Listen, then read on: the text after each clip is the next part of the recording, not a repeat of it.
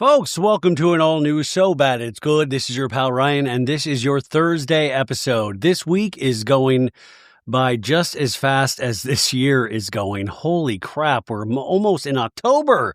Today, we are doing episode 2 of The Real Housewives of Salt Lake City, Season 6, baby. I've got a lot of thoughts about this episode. It's going to be quicker than last week's episode, I think. No, I know. There's not a bunch of news stories we're going to do beforehand. So hopefully we'll be able to jump right in. You can trust me. I've never gone long. So there was a moment at the last scene of this episode where I was like, okay, now we have a season. Here we go, baby. Lisa Barlow, Bronwyn Newport at each other's throats. Bronwyn, in some ways, clearing Lisa. But that does not mean Lisa is not Lisa just being there provides us so much entertainment. And I want to try to explain that to people. Like I always say, even if I don't usually agree with anything that Lisa Barlow says or does, but my God, does she make a great housewife? I mean, your eyes are glued to her on the screen. Like her behavior that she exhibits is so out of pocket in so many ways, but at the same time, I love her dearly. But we also have to be honest that Bronwyn stood 10 toes down. Yeah, I overuse 10 toes down now. She stood 10 toes down and she did not relent.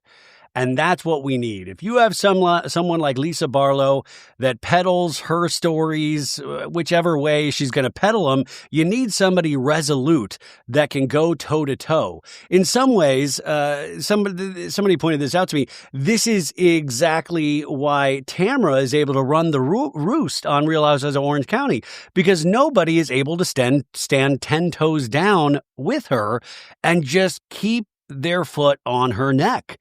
In a nonviolent way, like just with their words. Tamra's able to be like, blah, blah, blah, blah, blah, and confuse you so much that you just get tired and give up.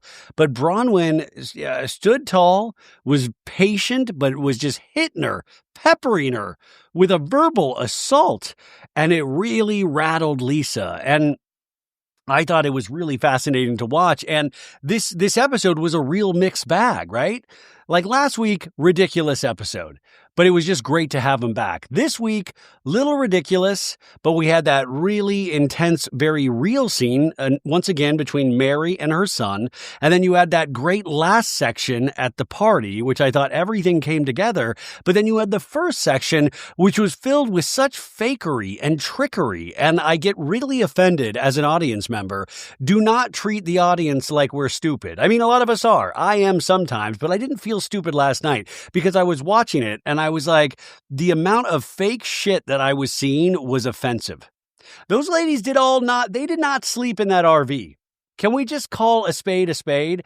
And I'm sorry, if you're going to do a Blair Witch type episode, there better be a flippin' Blair Witch after you. There better be a haunting. I want to see some people not making it back to that RV. Instead, it was all fake. It was all fake. And what offends me is that production puts them up to this and then the ladies agree, like, okay, we'll go along with it. What are you talking about? It made me look at the episode even harder, and we'll go through this because there are scenes, especially there's this scene between Lisa Barlow and Heather Gay at a restaurant. I truly believe that's not a restaurant that they were at. I truly believe that was just a room that they put people in. They gave them like a paper menu, and then we'll get into it. But I was like, guys, you've got great ladies that are all worthy in some type of way. You've got this amazing cast. Do not ruin it by doing a bunch of bullshit. Stop messing around. You've got enough things going that you do not need to face. I didn't need a Blair Witch scenario between these ladies in the first episode, unless you were going to pay it off. And it doesn't mean paid off when it's like, we all made it back to the RV. No, you made it back to your hotel rooms. What are you talking about? It's like when we were supposed to believe that the cast of The Traitors sleep in that castle. No, they sleep in a hotel. They get bussed into the castle. I love pretending. Yeah, I want to go along with the pretend, but no. I mean, it was just fake. We'll go through it because I'll point out why you guys know. You have eyes. That RV wouldn't have slept all of those ladies to begin with. And Brittany Bateman comes in full glam. No. Are you kidding me? But there was so much positive about this episode. I mean, Salt Lake does weirdness like nobody else. You had Seth Marks in there being pervy for 2 quick scenes. That's all he needs, man. I just need one scene and I will show the audience my amount of perviness. Yeah. How are you guys doing? Are you okay? Oh my gosh, what a day. I worked out with my trainer. That was great. I lifted. I got my lift on, you guys. My trainer Simon is awesome. We were doing some like high rep. Well, no, we were doing like low reps, but high intensity, you guys. Muscles are just rippling everywhere right now, dude. That was good. We did our live Patreon. What up, baddies? That was a blast. That is so fun. Someday consider joining the Patreon because we got to do these lives every month and they're really fun. We got a nice little tight circle and we just talk about everything. We were talking Welcome to Plathville, Sister Wives, Salt Lake, BravoCon, the Valley. It kind of went round robin and it's just so much fun. And then I had some din. Yeah, I say din instead of dinner. And Rebecca has been very tired lately because she's with child. That's insane to say. And I was snuggling with her after dinner. And then I don't usually do this, but I fell asleep. I fell asleep cold. And we were watching Real Housewives of Salt Lake City season 3. And it was so there's this TV station called the Bravo Vault on DirecTV. This isn't a plug. They have this and they just play. I've talked about this many times now. They just play like full seasons of shows like Flipping Out, Shah's a Sunset, Millionaire Matchmaker. But they were playing Salt Lake City today and they had season 3 on. And it was when they took that trip to Arizona, remember? And Jen Shah was preparing for trial. And there was the big fight, remember, between Whitney and Heather because it was the storyline was that Lisa Barlow might have given blowjobs to somebody for courtside jazz tickets, remember? And Whitney was like, you totally know, Heather. You were there when Angie said something about it. And Heather was like, what are you talking about? How dare you, Whitney? Remember? And like Heather like pretty much like picked Whitney up and moved her. You lost me. You lost me, Whitney. So good. But then you watch this episode in this season is that, you know, it's going to be very interesting to hear what Lisa has to say about all this. You see in the preview for next week that she actually went to a Kinko's or FedEx or wherever you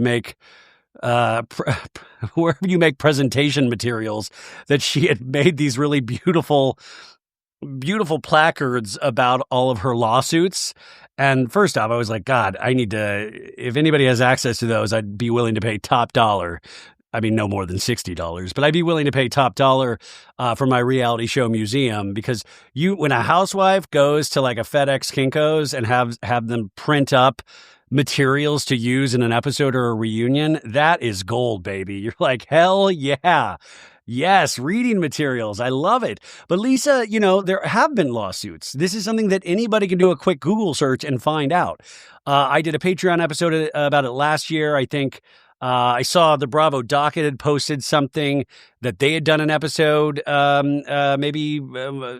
haven't listened to it, but maybe they did a recent episode because I saw a post saying something of the sort. And they're great. So go check that out. But there was this gentleman that it's talked about in the lawsuit that, you know, got an Amex under his name that Lisa Barlow was able to use, but John Barlow didn't know about, right? It's in these court documents. And then you watch season 3, I just happened to be on, and you're like, is this the guy they're talking about? Now, I don't think Lisa Barlow did anything sexual, but it seems like there was some sort of friendship and money was given or lent or whatever. And the thing is, Lisa Barlow, just let us know. Let us know. I don't think it's anything of like the Jen Shah variety, but when you keep doubling and tripling down on some sort of untruth, you just put more of a magnifying glass on it, especially in a cast like this that wants to put things like that into question. And I think this is the cast that will really hold your feet to the flames, unlike the cast of Beverly Hills with Erica and unlike Real Housewives of Orange County with Tamra. So I think that is that makes for a fascinating season. Somebody said today that, oh, is this a Lisa Barlow takedown season? I don't know. I don't know how seasons are put together in that sense. I don't know if production goes in and goes, well, you know what, guys, we're picturing a Lisa Barlow takedown season. But if some of the cast members have felt so maligned by Lisa Barlow, it is within reason to think, oh, I want her to suffer because she made me suffer. And if there's enough material that they feel is credible, I mean, this Salt Lake, they have the backdrop of religion, but the backdrop has been since day one is that everybody has had weird things that have never fully come out into the light. Remember Meredith sleeping with half of New York, according to Lisa Barlow, and all of Lisa's shenanigans. Whitney finally revealed last week that she actually did have trouble with her business and lost a lot of money and had to let go of a lot of workers. I mean, we got some actual honesty, but if we didn't, that could be a storyline this season because it was a storyline last season, remember? Alibaba. I mean, Jen Shah wound up in prison. So, I don't know. I found this to be just to be honest with you, the first couple of scenes, I was like, uh-oh, I don't watch football, but I imagine what it was like for Chiefs fans, the first two games. Do you call football games, episodes? I do. The first two games of this season, they lost. And I would imagine if you were a diehard Chiefs fan, you're like, ooh, they don't look good. And I will say the first couple of scenes of this episode, even though we'll have fun with it, I kind of started getting worried of like, oh shit, is this not going to be a good season? And then I was like, what is wrong with you? I had to do a real soul search within myself and be like, Ryan, what are you talking about? Of course this is going to be a great season. What are ye of little faith? Are you a Fairweathered fan? No, you're a Bravo fan. Bravo fans know what it's like to be out there in the desert. We know what it's like to be out there with no water, no clothing, just wandering around in the desert, just parked for one little bit of water. We've suffered through entirely bad seasons of every show on Bravo imaginable. So all hope is not lost. And it really showed that to me that we are on the right track at the end of this episode. But what did you guys think? How did you feel about this? Were you bored? And once again, if you listen to today's episode, I did a breakdown of this week's Dancing with the Stars, which I usually don't do, and I kind of enjoyed it. So I will never be covering Bravo again. Like I said, we're just doing dancing shows from here on. No, I liked it, but once again, just how much competition there is for your eyeballs on certain nights of the week. Right? And Tuesday is one of those nights now. You got Salt Lake City, you got Dancing with the Stars, you got Love Island, and I'm sure there's 30 other shows that I'm not even mentioning. And so some people I notice they're catching up with Salt Lake the next day or the day after. So whenever you're listening to this or watching this, thank you so much for being here. I appreciate it. I'm going to move these to Thursdays from here on out just because it's easier for me to process, to do the work, to research what gout dick looks like. Yeah, Lisa Barlow said an iconic phrase, gout dick sucker, at the end of this episode. And a lot of people thought, oh, Lisa just pulled that off the top of her head. And then I was like, you know what, Ryan? There's a thing called Google, and we can look right into that. And turns out I'm probably on a watch list now because, yes, I did type in gout dick into my Google search bar, and there was results. Too many results. I say this, some of this I can be goofy and joke and, but I really want to say this. Don't search it. You don't need it. It'll keep you up at night. There'll be images that you will never be able to not see again. DraftKings Casino has your playbook for gaming action all season long. Play thousands of popular slots for a shot at jackpots. Over 400 million has already been awarded. So new players get 500 spins on Huff and More Puff over 10 days. Download the app, use code SOBAD, and claim your spins after your first $5 wager. Get in the game with DraftKings Casino, home of the largest jackpot win in online casino casino history. The crown is yours. Gambling problem? Call 1-800-GAMBLER. In Connecticut, help is available for problem gambling. Call 888-789-7777 or visit ccpg.org. Please play responsibly. 21 plus, physically present in Connecticut, Michigan, New Jersey, Pennsylvania, West Virginia only. Void in Ontario. Eligibility restrictions apply. New customers only. Non-withdrawable casino spins issued as 50 spins per day for 10 days. Valid for featured game only and expire each day after 24 hours. See terms at casino.draftkings.com/promos. Ends October 5th, 2025 at 11:59 p.m. Eastern Standard Time. It's real, baby, and it's ugly. It's horrifying. It's not good. It's not good. So do not type in gout dick, especially if you're at work or on a work computer. Because, usually I say once we get to Wednesday, I'll be like, hey, tell your boss Ryan Bailey from So Bad It's Good said that you can phone it in the rest of the week. I do not give you permission to tell your boss that Ryan Bailey told you to type in gout dick on a Google search engine at work. I did not give you permission. I will go to court. I will go to court over this. Okay. You're not going to drag my name in the mud over this. You can do it other things, not this. No gout dick. Got it? Because I'll explain what it is. I'm going to tell you, I've seen it. It's in this messed up head. And I will describe what I saw that I will never be able to unsee again. This was like my Vietnam, you guys. It was bad. It was bad. It's not good. We'll never be able to not see it. And we will talk more about gout dick right after this break. Okay, a couple of notes here.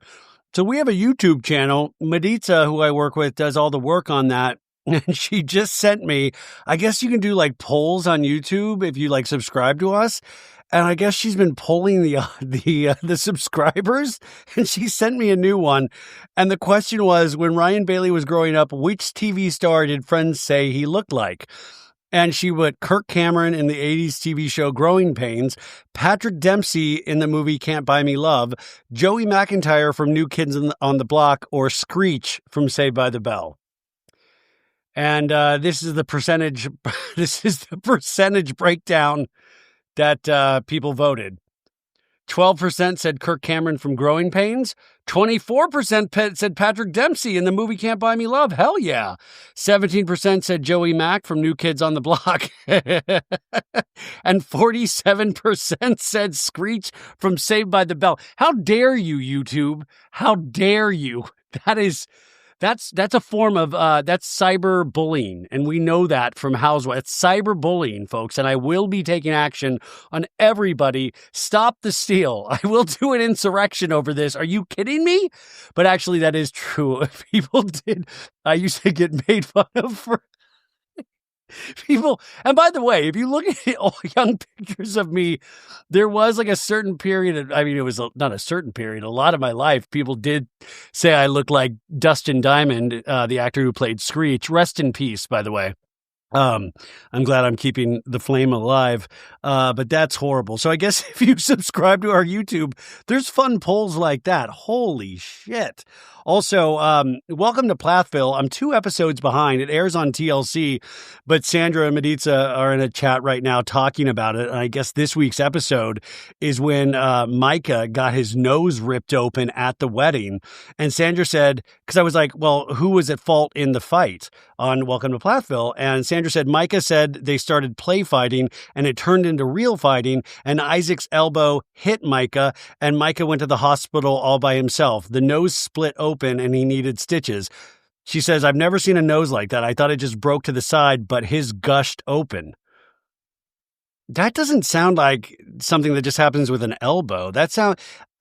Are we, I haven't seen the episode yet. So is that true? I don't know. Anywho, we also had big news for reality show lovers. Remember Laguna Beach that then led into the hills on MTV? Well, there is going to be a Laguna Beach reunion. It is going to be on Roku. Yeah, Roku, another service that we don't hear nearly enough about. And the OG cast is going to be there, including Lauren Conrad, Stephen Coletti, and Kristen Cavallari. This is an article from Deadline.com.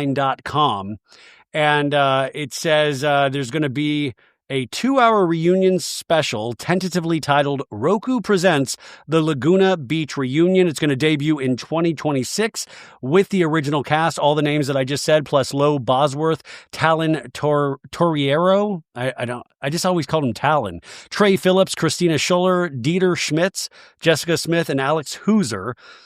We'll also return to reflect on the groundbreaking series that debuted in MTV in 2006. I was talking about this on the Patreon. It's really insane to be a pop culture lover and to get to a point where they're doing retrospectives and tributes because you're like, oh my God, 20 years has passed? Are you shitting me? 20 years since Laguna Beach? What the hell? Brian Tannenbaum, head of Roku Originals, said Laguna Beach wasn't just a television series, it defined a generation of pop culture and paved the way for the reality genre as we know it. So I think this is awesome. I'm down for it. When did Bret Michaels' Rock of Love premiere? I would love to have a 20-year anniversary special about Rock of Love and Flavor of Love. And I mean, to be honest, all of the VH1 reality shows. But will you be watching? I don't really watch things on Roku, so I will find a way. I think it's just an app, right? Or you have the little Roku stick, but I think there's an app as well. So we should all be able to watch it. But 2026, it's looking great, folks. Already, that is a positive step. Oh, still hurting about that Screech YouTube vote. Wow. Okay, and in the Valley news, I just got this DM right before I started recording. And this person writes, I said I wouldn't reveal their name, even though I don't think you'd be able to piece it together. It says, boots on the ground. I walked by the Valley cast plus Tom Schwartz filming at a restaurant on the boardwalk in Mission Beach tonight. So that's near San Diego. And they said, I wish I took a picture. And I wrote, oh my God, yes, LOL. They're on a group excursion. I can't believe you didn't take a pic. Was Lala screaming at anyone? LOL. And they wrote back, I know I'm an idiot. I felt like such a creeper taking a picture because I made awkward eye contact with Jason at the table. Was he wearing his ring? No, I'm joking. It looked like everyone was starting to sit down at the restaurant right when I was walking past it on the boardwalk. Saw the camera crew and everything around them, and Nia was with her baby. Haha. Camera crew were also next door at an outdoor bar attached to this, and in parentheses they wrote overrated gym called Fit. That's a good name for a gym, Fit. Once I walked past the restaurant, I looked up and saw what looked like Lala walking past me, and she smelled heavily like weed and looked pissed off. I don't remember the show ever suggesting that she looked much skinnier in person too. Her hair is dark right now, so that threw me off for a second. And then I said, whoa, can I mention this on the recap of Salt Lake I'm doing right now? Will not say your name. And they wrote, sure, F it. Yes, definitely no name. Don't want Lala coming after me if she doesn't want to admit to the world that she is Cali sober. Guys, that is just, that might not have been Lala. And I think, so I don't, and also I would imagine the mission maybe just smells like marijuana in the first place. So that came in. And we're not like, we're not one of those Demois podcasts or Instagram accounts, but I appreciate the boots on the ground. In fact, I was talking about Jesse Solomon from Summer House, his live concert October 28th, and we did get boots on the ground. I have somebody getting boots on the ground for us that will be on So Bad It's Good, and we'll be talking about their experience at Jesse Solomon's New York City concert. So, oh man, So Bad It's Good is looking up. We've got just a heck of a way to close out 2025 as we get closer. Also, I said I'll be on this week's Shenanigans. Sheena did message me today, and I think they had to cut a bunch. I don't know what's going to actually be released, and I don't want to give anything away or spoil anything. And I said I would keep my big mouth shut, which is so hard for me. No, actually, I will say I'm actually pretty trustworthy in that sense. But I can't wait to talk about what we talked about on the podcast. And I hope that you guys get to hear it and that the parts that I really thought were fascinating don't get edited out. But a lot of Valley news coming at you. But it's great that they all seemed like they took a cast trip. And you said the Valley cast plus Schwartz, but I think Schwartz is a way bigger part of this season. It would be great if he was like, and I saw a man in a trench coat with a disguise that looked like Jax, and he had a name tag that said Schmack Schmaler on it. Whew. Wow. Valley season 3. Are you guys ready? Have you made peace with the bad vibes of season 2? Are you ready to accept Valley season 3 in your hearts? I hope so. I wonder what kind of news we'll get about that at BravoCon, but I'm sure we'll get something, right? Okay, let's get into this episode, season 6, episode 2. It is entitled Law and Out of Order. Okay, so basically Law and Order, but what they did, Law and Out of Order. So this obviously is in reference to Lisa Barlow's lawsuits. And instead of being in order, it is out of order. Tin roof rusted. I will say, I feel like we could have gotten a better title, but also the people that come up with the titles at Bravo, I just want to sometimes talk with them and say, first off, you're doing great work. Don't let the pressure get to you. If you can't think of a funny name for the episode, just go with something basic. Just go with, just go with Barlow Blues. Just something simple. We've been covering season 1 of Real Housewives of New York on the Patreon. And I said this week on the second episode, I was really appreciative of the fact that the titles were nothing. They were simple. I think episode 2 was entitled The Hamptons because they were in the Hamptons. And I was fine. It didn't affect my overall judgment or enjoyment of the show at all. So don't feel the need to impress us unless you have something really good. It's like when Arnold Schwarzenegger played Mr. Freeze in Batman and Robin with George Clooney and Uma Thurman. And, he's that guy in that big, he freezes things. That's his superpower. And he was like, just freeze. The Iceman cometh. And I was like, that's pretty clever. The Iceman, because he, shoots ice out of his little gun. And those are fun. That's fun wordplay. But I feel like sometimes they feel pressure and then the audience gets disappointed because I feel like Law and Out of Order, it just didn't hit. The episode description that DirecTV gives us says, at an upscale party, Lisa confronts Bronwyn and Angie over gossip spread about her past lawsuits. Mary supports Robert Jr. on his sobriety journey. Heather reluctantly offers Bronwyn a second chance at friendship. Reluctantly. Heather Gay, man, already 2 episodes in. I went into the season with a blank slate, and I got to tell you, the blank slate is gone. I am not loving Heather Gay again this season. We got a lot to talk about. Okay, let's get it. Okay, let's finally get into this. Ryan proceeds to do 20 more minutes. Okay, no, but really, let's get into this. No, for real, let's get into this. Okay, so we start with scenes from the first episode. Basically, they go on this RV trip. They go to this wooded area with the RV. They camp. It's brought up that Lisa, by Bronwyn, has multiple lawsuits. Angie compares her to Jen Shah. Heather's like, how dare you? And then they go out into the woods at night with video cameras that Brittany Bateman got them. And supposedly they're overtaken by demons and everybody's like, where are we? It's crazy. Anyways, no taglines still. So we do not have the taglines for this season. I expect that in episode 3. We open up. It's the next day. We see a skull, like an animal skull by the river. And we hear like the creature howling like, howoo, woo. And we see like a little like creepy like voodoo doll like just laying on the ground. That's the other thing. It's like, who in production brought these stupid props? We got this little doll. We got some Blair Witch sticks like by the RV door. Like, come on, you propped it up. What is this, Carrot Top? I'm the only one that does prop work. How dare you insult our intelligence? If you're going to do Blair Witch, somebody better fucking be possessed this next morning. I better wake up and Mary acts like a completely normal human being. And I'll be like, what's gotten into Mary? She's acting completely normal. The Blair Witch got her. You know what I'm saying? You don't do that storyline and then just like, I guess we're all still here. So we're seeing all these props. We see the RV. We hear this kind of intense music. And then it's Heather Cam. It says Heather Cam. And we hear Rise and Shine. And you see like through the RV window into like the mountains. And somebody said, did Molly didn't get us? Remember Molly Sorensen that Heather kept bringing up over and over again? When he's like, Molly didn't get us. And we see that it's who is this? Whitney is lying next to Heather in like some sort of in the RV. And then we cut back to the night before and it's like black and white and muffled voices. And people are like, this is not, we're lost. Ah! And then we go back to the next day with the RV.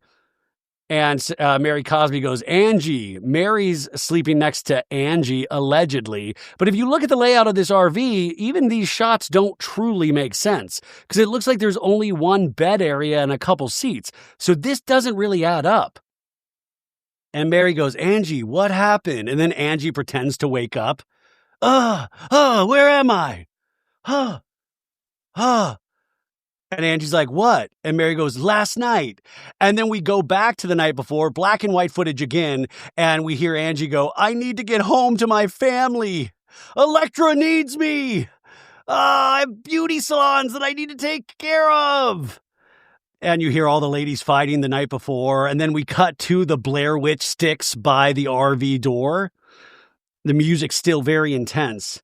And then Angie goes, Meredith. And then we flash back to the night before, black and white. And Meredith goes, oh my God, what is that? What is that? I gotta go. It's just me, Seth Marks, coming to get a little stank on my hang low. Meredith, what are you doing here in the woods? I was told there was a fun, sexy meeting in the woods. I had no idea you were here. No, Meredith is going, oh my God, what is it? We gotta go. And then it's like, oh my God, Meredith. Like they're really going way too hard with this. We go back to the next day and a Chiron pops up and says, Angie and Mary's Class A getaway day 2. And Angie says again, where's Meredith? And then we see that Meredith is next to Bronwyn in these like chair recliners. And Bronwyn is sleeping with huge sunglasses on and a big babushka. And Meredith has her like eye mask on and like full PJs.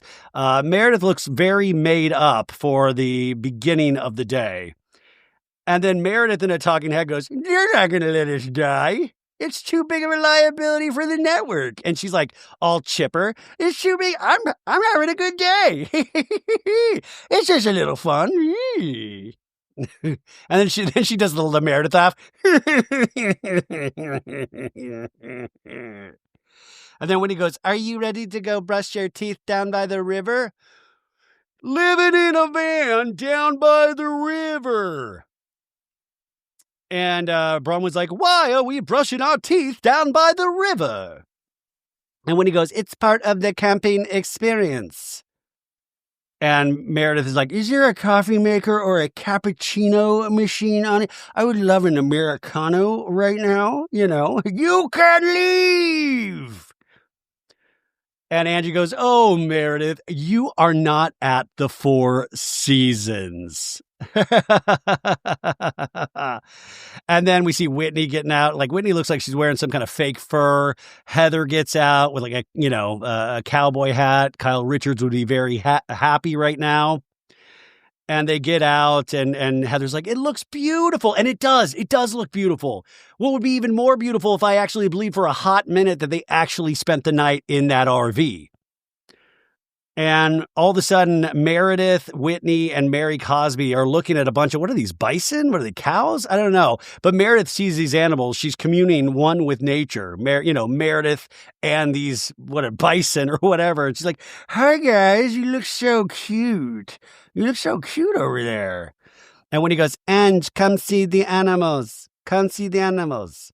And Angie's like, I got my glasses. What did I miss? We see that Angie is wearing the whole the whole rear view mirror as sunglasses of the RV. And Mary's like, look at the animals, Ange. Look at the animals. Oh my gosh, Mary. It is gorgeous. Wow. And Meredith goes, a bunch of animals. And Angie goes, do you think they're thinking the same thing about us? It would be great if we cut to the bison and they were just like, we're more Vanderpump Rules fans, actually. And we don't like to be stared at. It would be great if they were filming a bison reality show and they were like, you're ruining our shot right now. Please go back into the RV where you just got to 20 minutes ago. And then Meredith goes, you guys, let's start cooking breakfast for everybody. Let's do it. Let's come on. And then we see Whitney with her toothbrush by the water. And then Heather Gay gives us information, just like, gout dick, stuff that I don't need to learn about or know anything about. And Heather goes, Whitney, I have no ability to spit. She's like brushing her teeth and she goes, ever since I got the Botox in my lips. Can you get See, I don't know. Can you get Botox in your lips? I thought that's lips is where you get filler. You can get Botox there as well? Did Heather have too wrinkly of lips? I don't know enough about caring for one's body or face, but this is stuff I've lost my spit reflex. What? I mean, this can't, you work at Beauty Lab and Laser. Should you be saying that any treatment you get done here, you will lose your gag reflex or you can't spit? But then Heather goes, you know what? Let me try actually, Whitney. And she slugs back some water. And then she tries to spit. And Whitney goes, do it that way, the opposite way. And Heather just like, and Whitney goes, ha, ha, ha, ha, ha. In a talking to Heather goes, there was a time when I was proud of my spitting ability, and I've lost it. It's no longer on my Tinder profile. Oh, we don't... Stop with the fake trickery. No, I know that's a joke, but it wouldn't have been on your Tinder profile anyways. Just stop. Heather, you are enough. You don't need any of it. You are enough. Anyways, we cut to something more ridiculous, and that's Bronwyn cooking steaks on some sort of like makeshift grill. Mary's behind her with what looks like just like a wad of toilet paper, and Meredith's hovering as well. And Mary's just watching Bronwyn try to scrape this steak off the grill. And Mary's like, Bronwyn, you do not know how to cook a steak. I don't even think you eat steak, do you? And Bronwyn's like, Mary, I don't cook anything. And she's like, I can tell by the way you're doing that steak. I can tell. And now like she's putting down bacon and Mary's like, Meredith, can you do more with these steaks than Bronwyn? And Bronwyn's like, Meredith is doing the steaks, Mary. She goes, okay, good. Thank you, Bronwyn. And Bronwyn's like, okay, well, don't eat the bacon. I'm doing the bacon and I can't mess it up. In a talking head, Bronwyn says, Mary is right to be concerned about my culinary skills. I mean, like I could find a way to fuck up pouring cereal in a bowl. I would not eat anything I touched. And then we see Mary with like a plastic knife trying to cut through a full steak. And she's like, this knife isn't working. I mean, I can't even cut it. I love camping. I've never really seen like full steaks at a campsite for the morning. I love it. But anyways, who comes out? Oh, Whitney. And Angie goes, good morning. Your steak is ready. And when he's like, you made steak for me? That's amazing. And Brittany is right next to her. And this is where Brittany is in like full glam. I'm sorry. Brittany's a beautiful lady, but you do not wake up like this. But Angie goes, Whitney, Meredith made this for you. And then we see Heather who's sitting in a camp chair and she spills something. And there's like a weird shot of just like her legs are open. It's not Basic Instinct, but it's like the shot made me uncomfortable. And I guess she spilled something on herself. She's like, oh, that hit my flesh. It can't go on my Tinder profile. We see the campfire. Bronwyn is wearing some sort of towel with her face on it. With it, like, did you see that? It looked like a screen printed blanket towel. And it has Bronwyn's smiling face on it. I don't know. Anyways, Heather starts piping up again, and I was like, if you mention Molly Sorensen one more time, but she goes, this place feels like I could bring my girls up here, rent an RV, and like have this whole experience. We could fish. I could lie to them about Molly Sorensen. And she goes, but I mean, it's too late now. My daughter Annabelle's leaving. And we see a picture of her beautiful daughter, Annabelle, 17. And they're like, oh, she's going to college. And Heather's like, yeah, she's moving out. She's the last kid in the house. I can't wait for it to happen, Heather says. Like, it couldn't happen soon enough for me, and I feel guilty, she says. And everybody's like, okay. And I think Bronwyn's listening, but she has this huge babushka on, and it's like really hard to determine. And Heather goes, I just feel like she's the last part of that era of my life, and I want it to be over with. Like, not my relationship with her, but just, trying to be a family, trying to be the mom and the dad. And she goes, Annabelle actually said it to me. She said, I feel like you've been in fight or flight since Dad left. I love it. It's like, you made us very aware that you have not been happy. I feel like you've made it really miserable. No, we've seen Heather. It seems like she's a great mom. But this is another one of those things in my deep paranoia, once I felt like I was being lied to about the RV, that I was like, dude, is this a real storyline? Are you, are you really like, I got to get those kids out of the house so I can work on my spitting again? Like, what are you, like, I don't know if I fully believe this. Heather loves her kids. We've seen storylines with her kids the last bunch of seasons. But Heather goes, and I have been in fight or flight because it's just like the kids can't get screwed up. The kids can't get screwed up because that would mean my fault.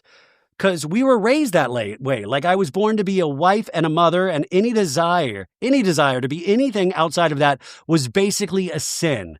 I was at this point, I was like, when does she say Mormon, Mormon, Mormon? But she didn't say Mormon.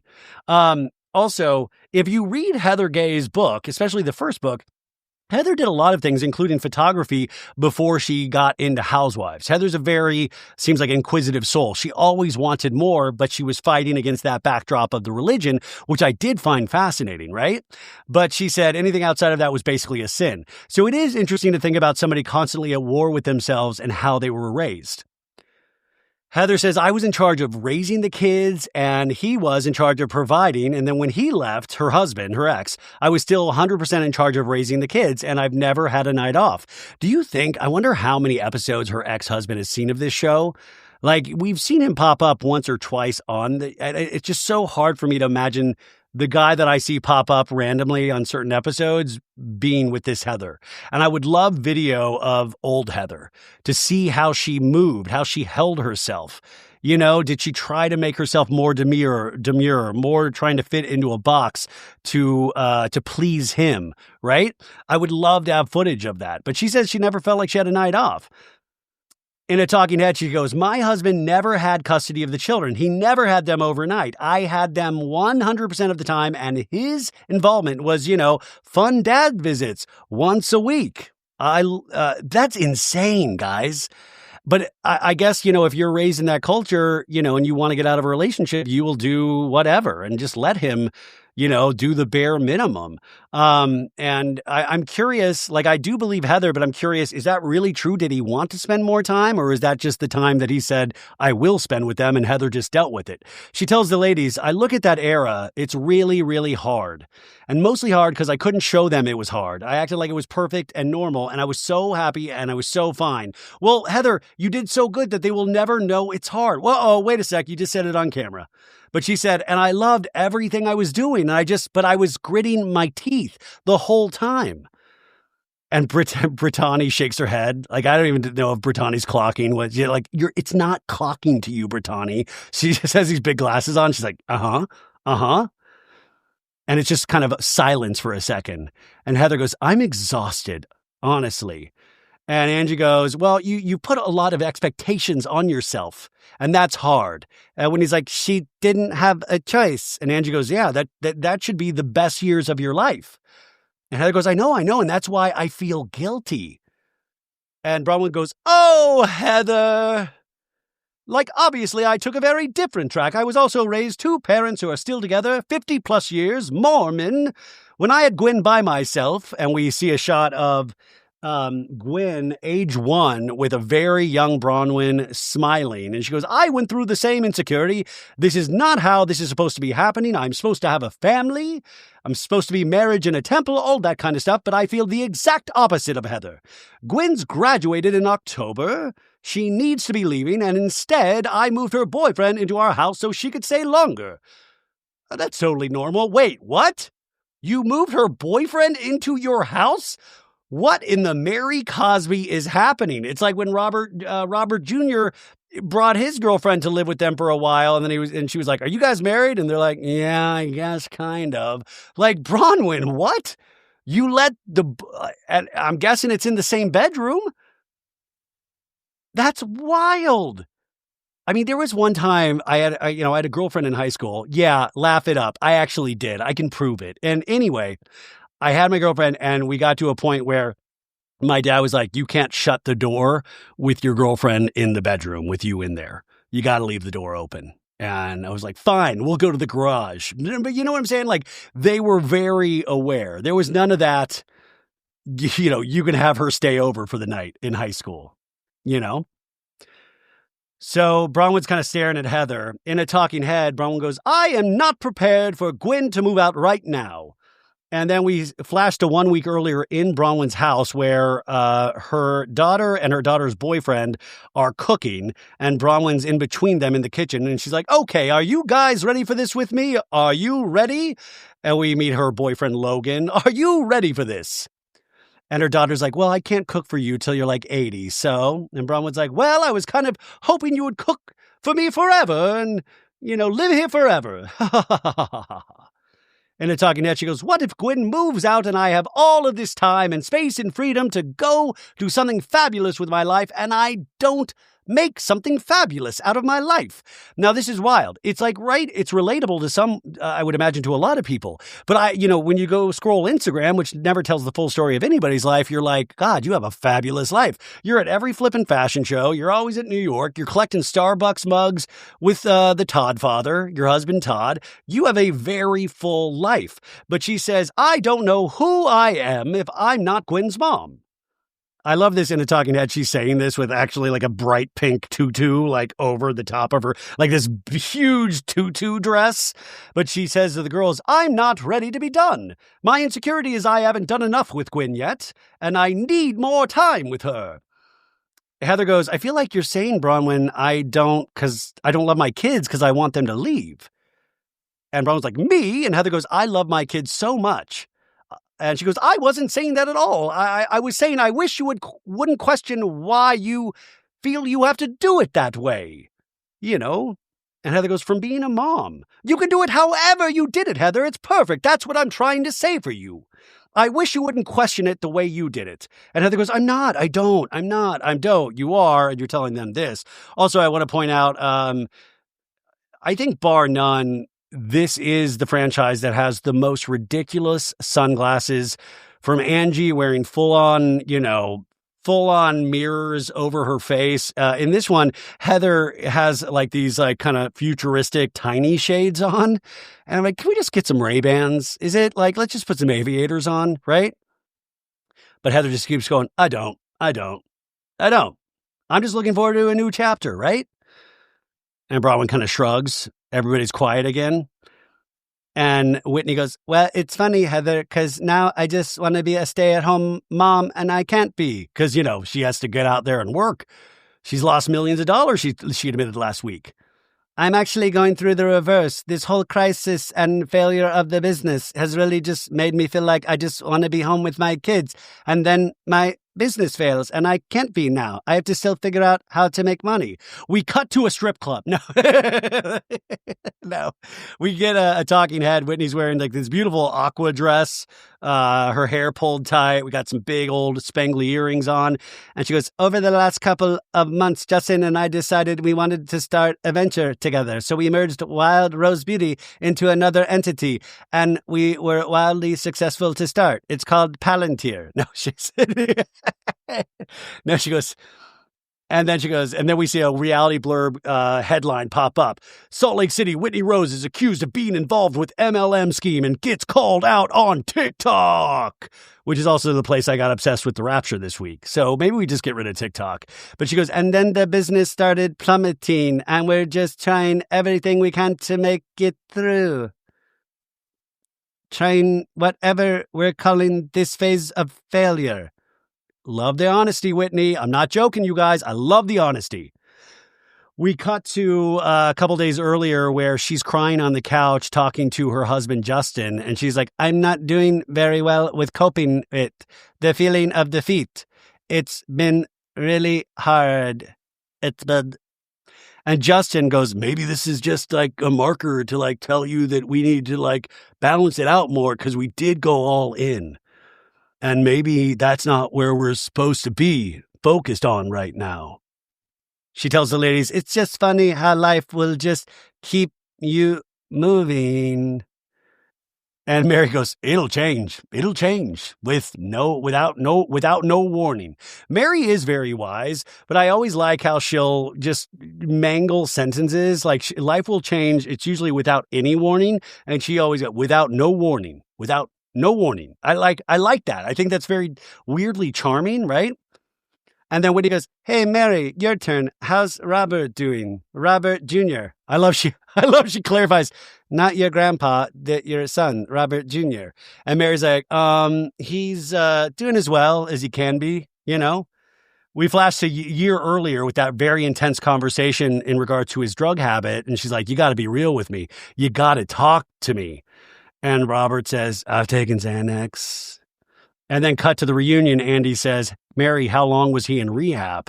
And she says, 30 days.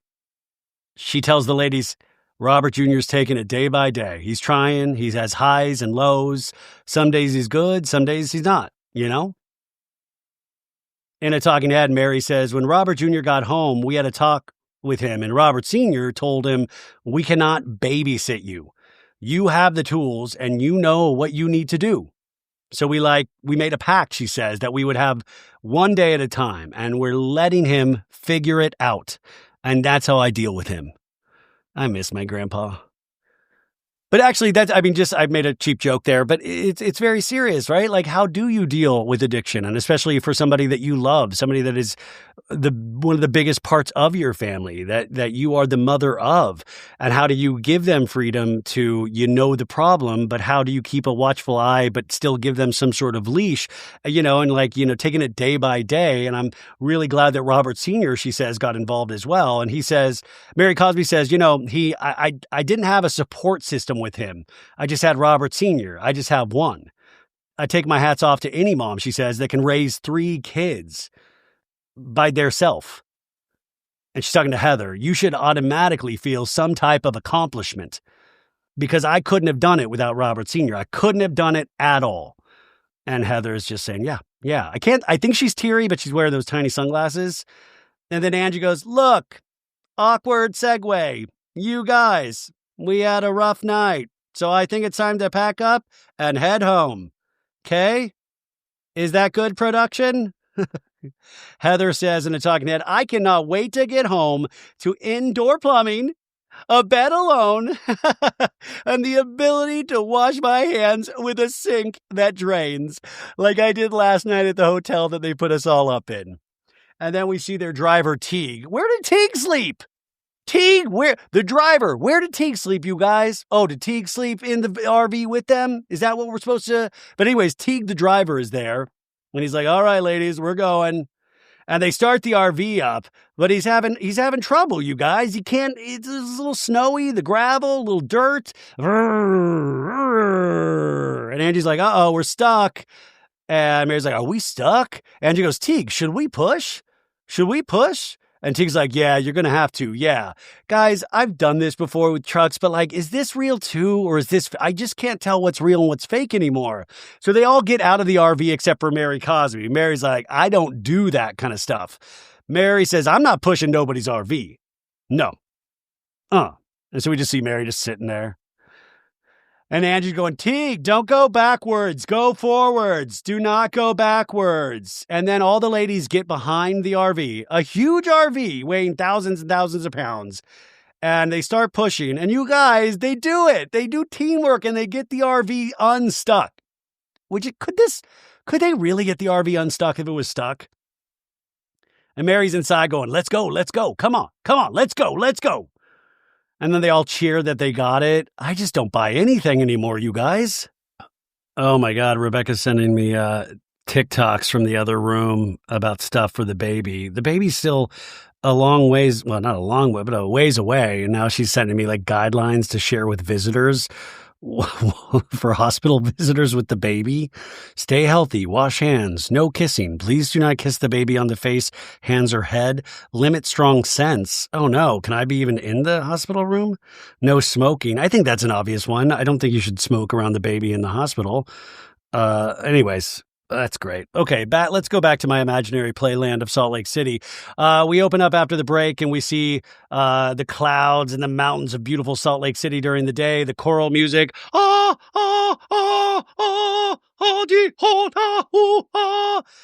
And we see Whitney running with her kids, Bobby 14 and Brooks 11. And she's like, are you guys ready? Ready, set, go. I'm running, you guys. Running. I have time to run now that I don't have a business.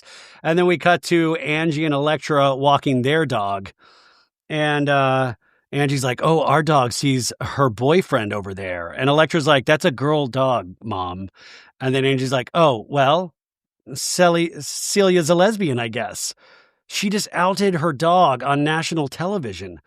And then we cut to Meredith and Seth Marks on, I guess, their patio, and they're watching these like birds outside outside like in the tree area. And Meredith is like, the one with the red like chin, the bird is that the man? Is that the man, Seth? And Seth is like, yeah, he must be Mormon because he's got 2 wives. And I guess these are turkeys because then they gobble. But for some reason, Seth is holding a basil plant.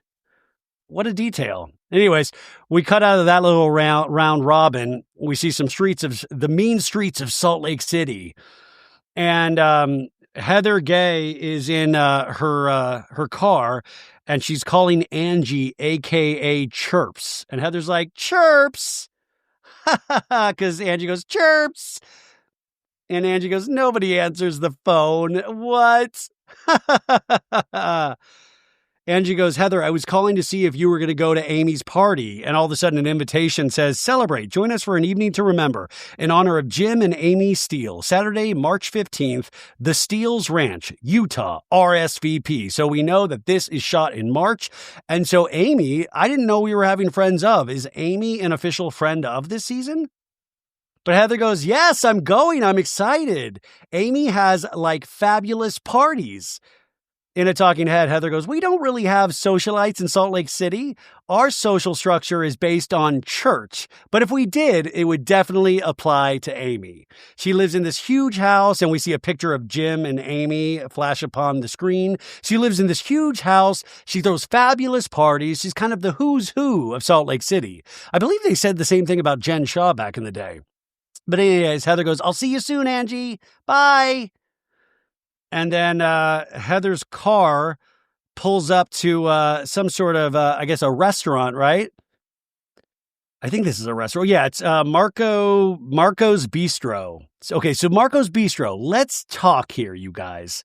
This is when I started getting real paranoid. Because it's like she's led into this tiny room. I guess it's called Marco's Bistro. But there's these paper menus, like a phone on the two-top that Lisa Barlow's at. So Heather walks into the room, and to the right of Lisa Barlow, you see these 2 black ladies, and they're drinking water. Nothing's on their plates, right? Nothing obviously is on Lisa or Heather's plate. There's a two-top on where Heather Gay is sitting. Nobody's seated there yet. And then when they do the reverse angle, there's a guy and a girl, nothing on their plates, and just water at that table. And this is when I started getting paranoid because, extras in movie and TV scenes, you kind of notice because mics will pick up sound very, and especially this small room. Go with me here. I really sound like a truther right now. So if they were in this tiny room, these other people having conversations, these mics would be able to pick it up, unless you have extras that are just mouthing their words to each other. I used to do that all the time as an extra. You'd be like, yeah, blah, blah, blah. You just move your mouth during when they said action, right? But what really weirded me out was nothing's on nobody's plate at this point. So it's like they all got seated at the same time. So Heather walks in and goes, hi, long time no see. No, Lisa goes, long time no see. So Heather, dude's like, oh my God, we're matching. We're wearing clothes. And Lisa's like, oh my God, I almost wore my burgundy ones. And then I went back to like a neutral green. And the 2 black ladies are just like staring at them like, what the fuck? So maybe it's not extras because maybe like they are really staring hard. But I will say, Lisa and Heather are hugging within like 5 inches of their table. And they're really taking their sweet time with it. Because Heather's like, you look so good. I feel like I haven't seen you forever. And so they sit down and Heather goes, I've missed you. I've missed you too. Your hair looks beautiful. And so Lisa goes, hi, how's it going? And this is when we have one of the stars of this episode. It is the waiter. What is this waiter's name? Because the waiter's like, Good. How are you ladies doing today? Oh my gosh, so good. And he's like, are we ready to order? And his eyes do like a zoinks. Are we ready to order? I mean, if you're watching on YouTube, you can say, are we ready to order? Did you get this? Are we ready to order? And Heather goes, I for sure want to get the chicken salad. Why is it for sure? The chicken salad screams Heather gay. And then Lisa Barlow's like, I'm going to do the carne asada. The carne asada. And he's like, of course, I'll be right back with those for you. Okay, so still, if you're looking at the other tables, nothing's on these other tables. They've placed their orders. Where's the food for these other two tops, right? So Lisa goes, how was the trip? Where did you guys end up going? And Heather goes, Provo Canyon. And I was like, don't say Molly Sorensen, don't say Molly Sorensen. And Lisa's like, oh, really? Heather goes, we were in an RV. And now the other two top behind Heather gets seated, okay? No food on that. Sorry to keep you. I just want to do details here. So she's like, we were in an RV. And Lisa's like, Mary camping? I can't even fathom that. And Heather goes, you would have loved it. Like, I was sad you weren't there. Why would she have loved it? You guys all seemed like you kind of hated it. Like, oh my God, Lisa, you would have loved it. We did a whole scene where we acted like the Blair Witch got us. Oh my God, it's so Lisa Barlow. But Heather goes, oh my God, there were so many moments. I was sad to not be there with you guys, but I was hanging out with Blake Lively. She's having a rough go of it. And Heather goes, even though you physically weren't there, you were part of the trip from the jump. And Lisa kind of stares at her like, what does that mean? And Heather goes, a lot went down. Loose lips sink ships, Heather. Loose lips sink ships. Just because you have information doesn't mean you need to spill it. And Lisa goes, pause. In a talking head, Heather goes, I'm not just going to sit here and lie to Lisa. Oh, the trip was great. Your name didn't come up once. Part of our friendship is just kind of being straight with each other, and I'm going to tell her everything. No, your friendship is from the jump, you trying to be up Lisa Barlow's ass because Lisa Barlow has always made fun of you since college. That's your relationship. You've always seemed like you felt less than, so you will go above and beyond to try to ensconce Lisa in some sort of mutual respect, when Lisa Barlow seems to only be nice to people that give her information, thus what you're doing right now. Anyway, she continues spilling to Lisa. She goes, Bronwyn, by the way, their food's already there, you guys. Food's already there. Chicken salad, carne asada, already there. I'm telling you, something's weird with this restaurant. She goes, Bronwyn just dropped that she had been doing all this research on your business and your lawsuits. And we flash back to that scene, and Bronwyn's like, most of the lawsuits that I have looked at, I don't know how many there are that I don't know of, but I've seen at least 5. And Heather goes, and you're reading this in testimonials? It was in the Salt Lake Tribune, Heather. Heather tells Lisa it was clear she was there to annihilate you. Lisa Barlow drinks water with lime in it, and that's when you know it's bad, because why isn't she drinking a Diet Coke? Lisa is stressed right now. And Lisa kind of shrugs, and Heather goes, I think it's really shitty. Heather, we don't need the comments. And I think it's a horrible precedent. It's the first time in Housewives history, Lisa, that somebody has done this. It's not good. It's almost like we're on a Housewives show. But she goes, it's a horrible precedent for our friend group. And I think that it's something that you need to fucking squash, Heather says. Oh my God, is she saying to take Bronwyn out? What is she saying here? And then Lisa goes, listen, how do you squash something that doesn't exist? It's a baseless, meritless claim that got dismissed, and another one that's on its way of getting dismissed. We didn't do anything.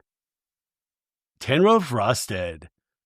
In a talking head, and this is wild, you guys. This is why Salt Lake is just filled with all these little weird intricacies. So we have this talking head with Barlow, and she's in this red number, one of the, it's like a sleeve over one shoulder, and her eyes, I don't know if Jen Shah got out of prison and hit her like she did Heather, allegedly, but one of the eyes is way darker, and it's like one has a smoky eye and one doesn't, but it's still dark, but not as dark as the other eye. So I'm like, what are we doing? Do we not do final touches or let's look in the mirror real quick? It's weird, you guys. And then in my deep conspiracy that I'm in with Salt Lake now, I'm like, did she do this because it does look weird and it makes us laugh when there's these little weird things? But we also know Lisa has a little bit of vanity about her, so I don't think she would want this look, right? And in the talking head, she goes, I mean, this whole thing is so dumb. What do you want to dig up like 15 years of my life and be like, oh, this is so naughty. Lisa has dismissed cases. I mean, obviously they're not that bright because anyone with half a brain would know a dismissed lawsuit is nothing. It's dismissed. No one sues the bottom, bitch. They all go for the top. Hell yeah. Dude, Lisa is so inspired. She makes me want to get like a lawsuit. And don't try to make my wish come true. But you know what I'm saying? She's like, nobody goes for the bottom, bitch. I mean, this is it, you guys. I read a lot of discourse online about how hated Lisa Barlow is, but I just want everybody to see we need somebody like her on this show. We do. You don't need to agree with her, but you have to understand the archetype of who she is or who she's playing on this show is so necessary, right? Anyways, Lisa tells Heather, I'll see him at Amy's, and I have no problem talking to him about it. And Heather goes, what is going on with the lawsuit, that they're even talking about? What is it? Tell me. Because I don't know. Because I'm Heather and I don't know anything. And Lisa goes, an old business partner from 15 years ago that we sold the business sued us. It's baseless, malicious, dumb.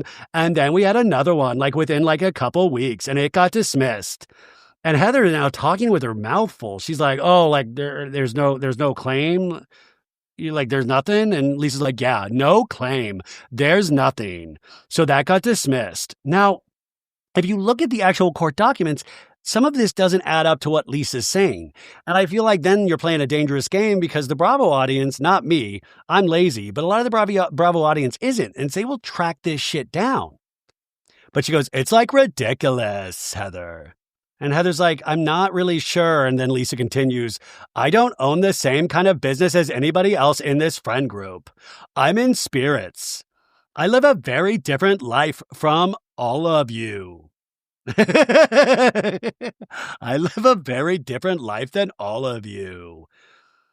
I mean, I wish we had a follow-up of what do you mean specifically? How is it different? How is it different? Do you mean just aesthetically?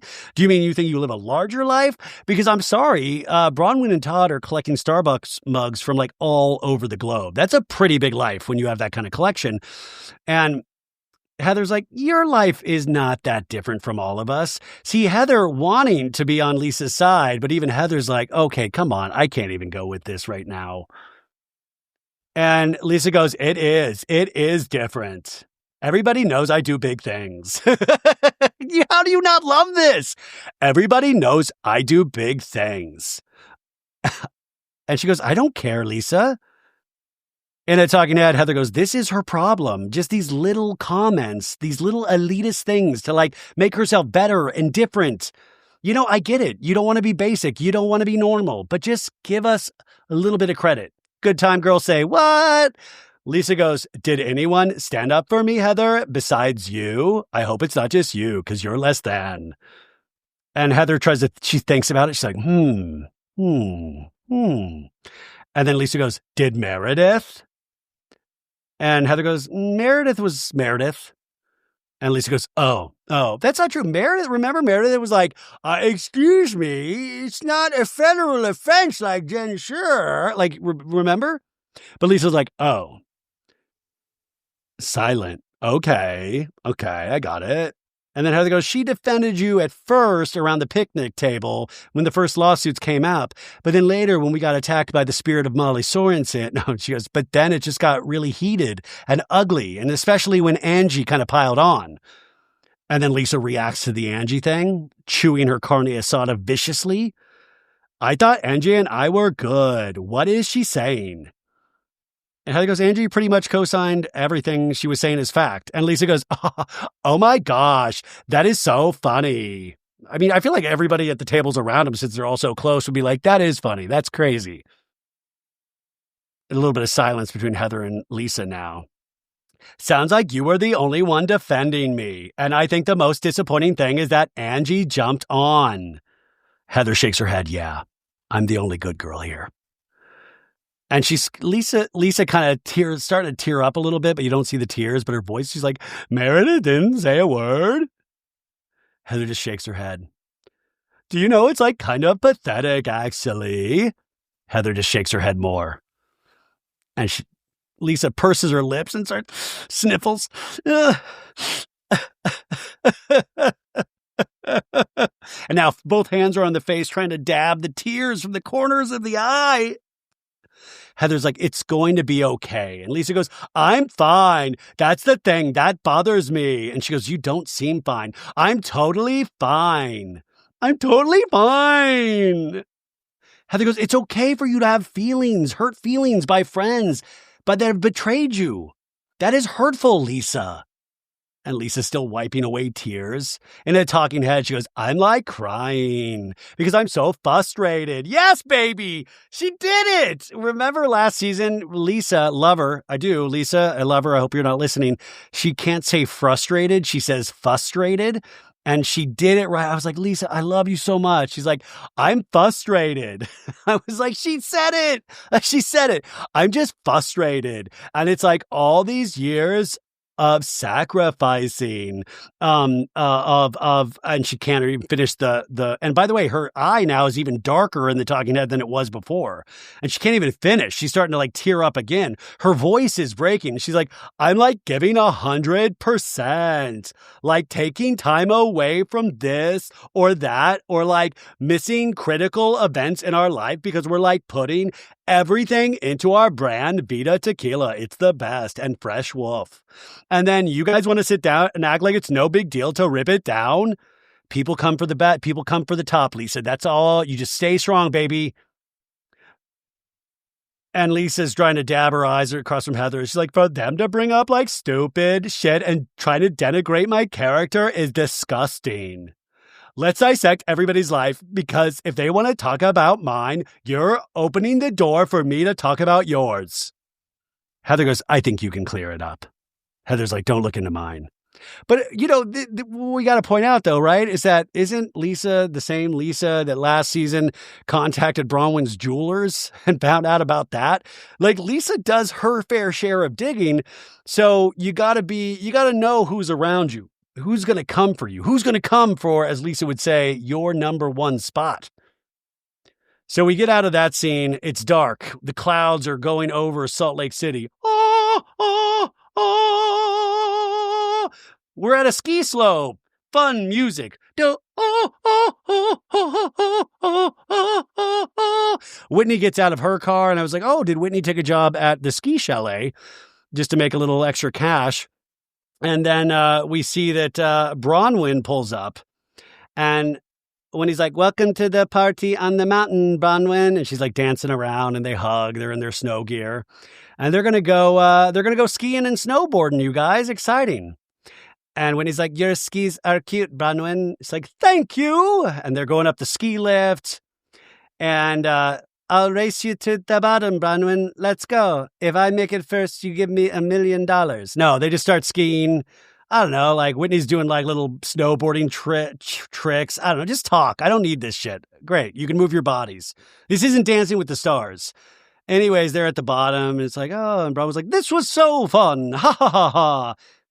You're welcome. We look funny in our helmets. Ha ha. I'm just all about the fun these days, Bronwyn. And Bronwyn's like, I know, that's all I want to do is have fun. I'm over the drama.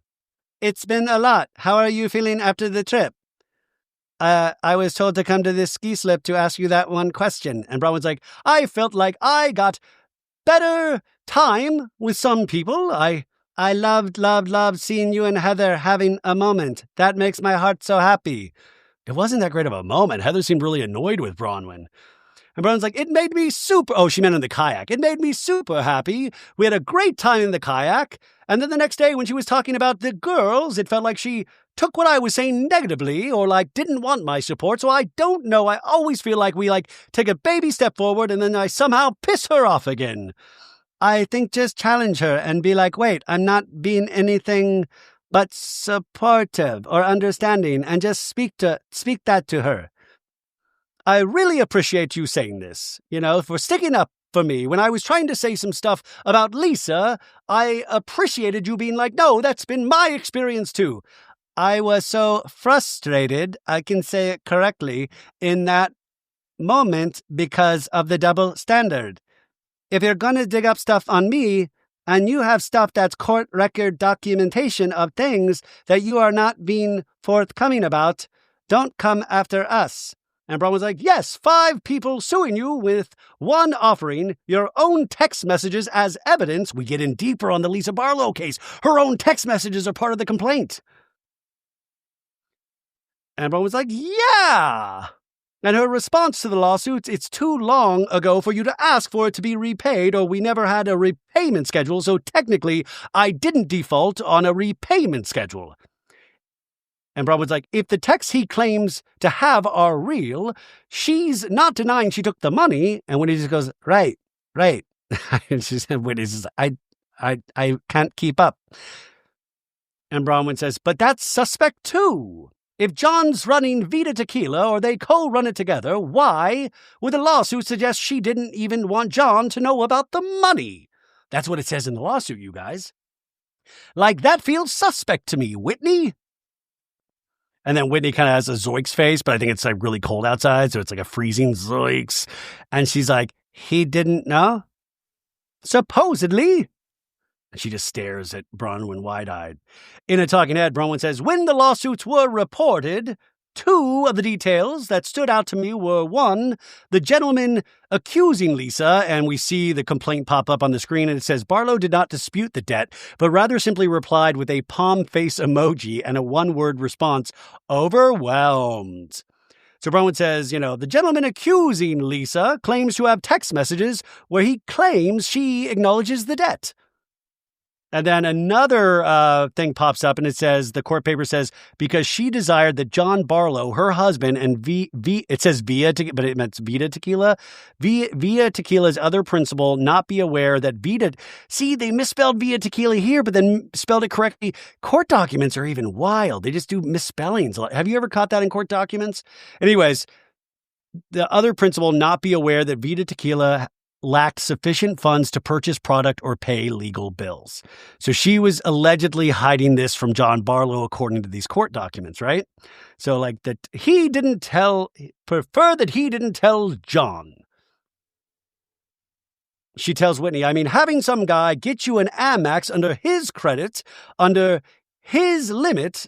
And she goes, is this the mystery man that Angie talks about? Supposedly. And then we flash back to the reunion, and Andy's saying, you said, Angie, on your phone via Twitter, that Lisa has a Park City mystery man. And Angie's X account with a tweet that says, my lips are full as my life, thanks to my doctor, who I pay with my own Amex card, not a Park City mystery man's. Unlike Lisa's G-Wagon, my lips can't get repoed. I'm not your bestie in prison, so I'm not interested in a gangbang, but it's cute you two had to team up. Night. Hashtag rhoslc. These ladies really go hard at each other on social media. Brahma goes, especially when she's worried about what I am or am not putting on my Amex, jewelry-wise. Why don't you worry about what Amex you're using? She sits there and lets Brittany call me a gold digger. At least I'm spending my own husband's money. You have a husband. Whose money are you spending?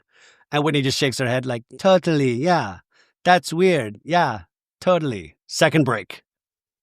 We come back and we're in Mary's bedroom. I like Mary's bedroom. She has all of her little Lemmy vitamins and little perfume bottles. And then she has a Life magazine, and it says Jesus with a picture of what Jesus might have looked like. Jesus is like, I did not approve this being in this episode. And Mary's son, Robert Jr., walks in. It's like, hey. And she's like, hey, Bubs. And she starts spraying him, and she's like, do you want to smell my spray, my herbal night sleep chamomile? It smells good. And he goes, yeah, it smells good. He's always just shy and kind of mumbly, right? And she goes, it's supposed to make you feel calm, like it's supposed to zen you. And he's now sitting in a chair across from Mary. And it's, this is, Salt Lake is really chaotic. And then you get to a scene like this, and it's really all about kind of stillness, and it's emotional. it's not overpowering. So it kind of makes you lean in a little bit more. And she goes, so what's up, Bubs? And he goes, I don't know. I feel like I'm at a standstill right now. She just looks at him. Big pause. She goes, I'm not in that dark place, but like it's still there, if that makes sense. And she goes, well, you have to walk out of it. You've been living your life a certain way for, a couple years now. So now you have to retrain your mindset, retrain your thinking, your process, your daily plan. He goes, I just didn't expect it to be like this. And you're like, wow, it's all of a sudden just sucks you in. And she's like what? And he goes, I don't know, scary. And she goes, why? Because it's like you get to change who you are as a person. Like you're so used to doing something you do every day and it's a ritual. And then you just come back home to where you used to do that ritual and you're not doing it anymore. And she goes, it's a lot. It's a lot. He goes, yeah, I just feel like I've been isolating a lot. And he says this kind of with this like half smile on his face, even though you believe every word he's saying. And he says, one of my friends that I was partying with, I just stopped hanging out with him and I don't hang out with anyone anymore. And she goes, uh-huh.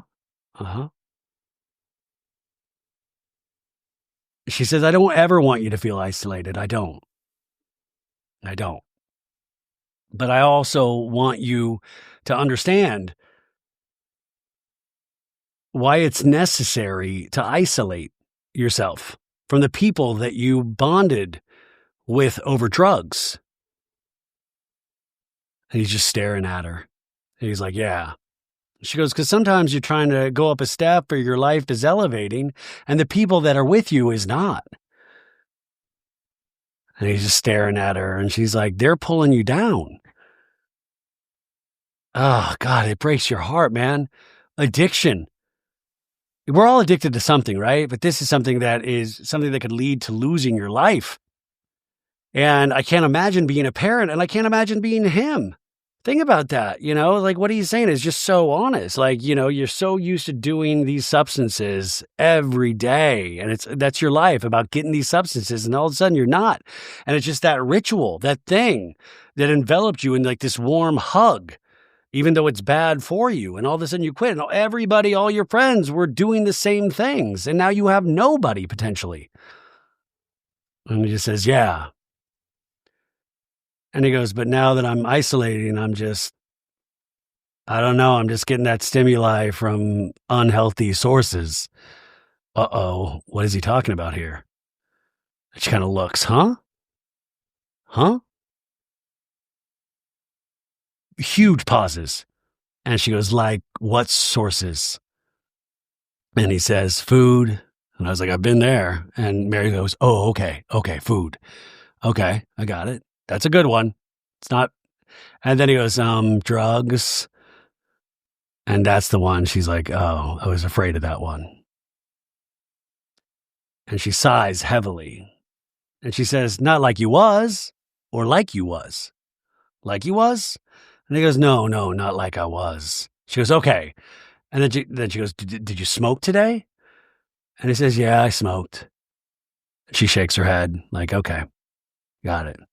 And he goes, weed. Yeah, weed. I mean, this is what I'm saying. We're fighting over the ridiculous of Lisa Barlow's lawsuits. And then we get to something like this smack dab in the middle of the show that you're like, holy shit. There's like this light piano music, sad piano music playing in the background. And they're just staring at each other. And it's not like anger. They're just staring. Like Mary, you can tell, is deeply sad. You can tell he has this smile on his face, but you can tell like, you just think he's feeling fear and just barely hanging on. And he says, I'm just still beating myself up because I'm still, I'm not completely off and perfect. And she just goes, uh-huh.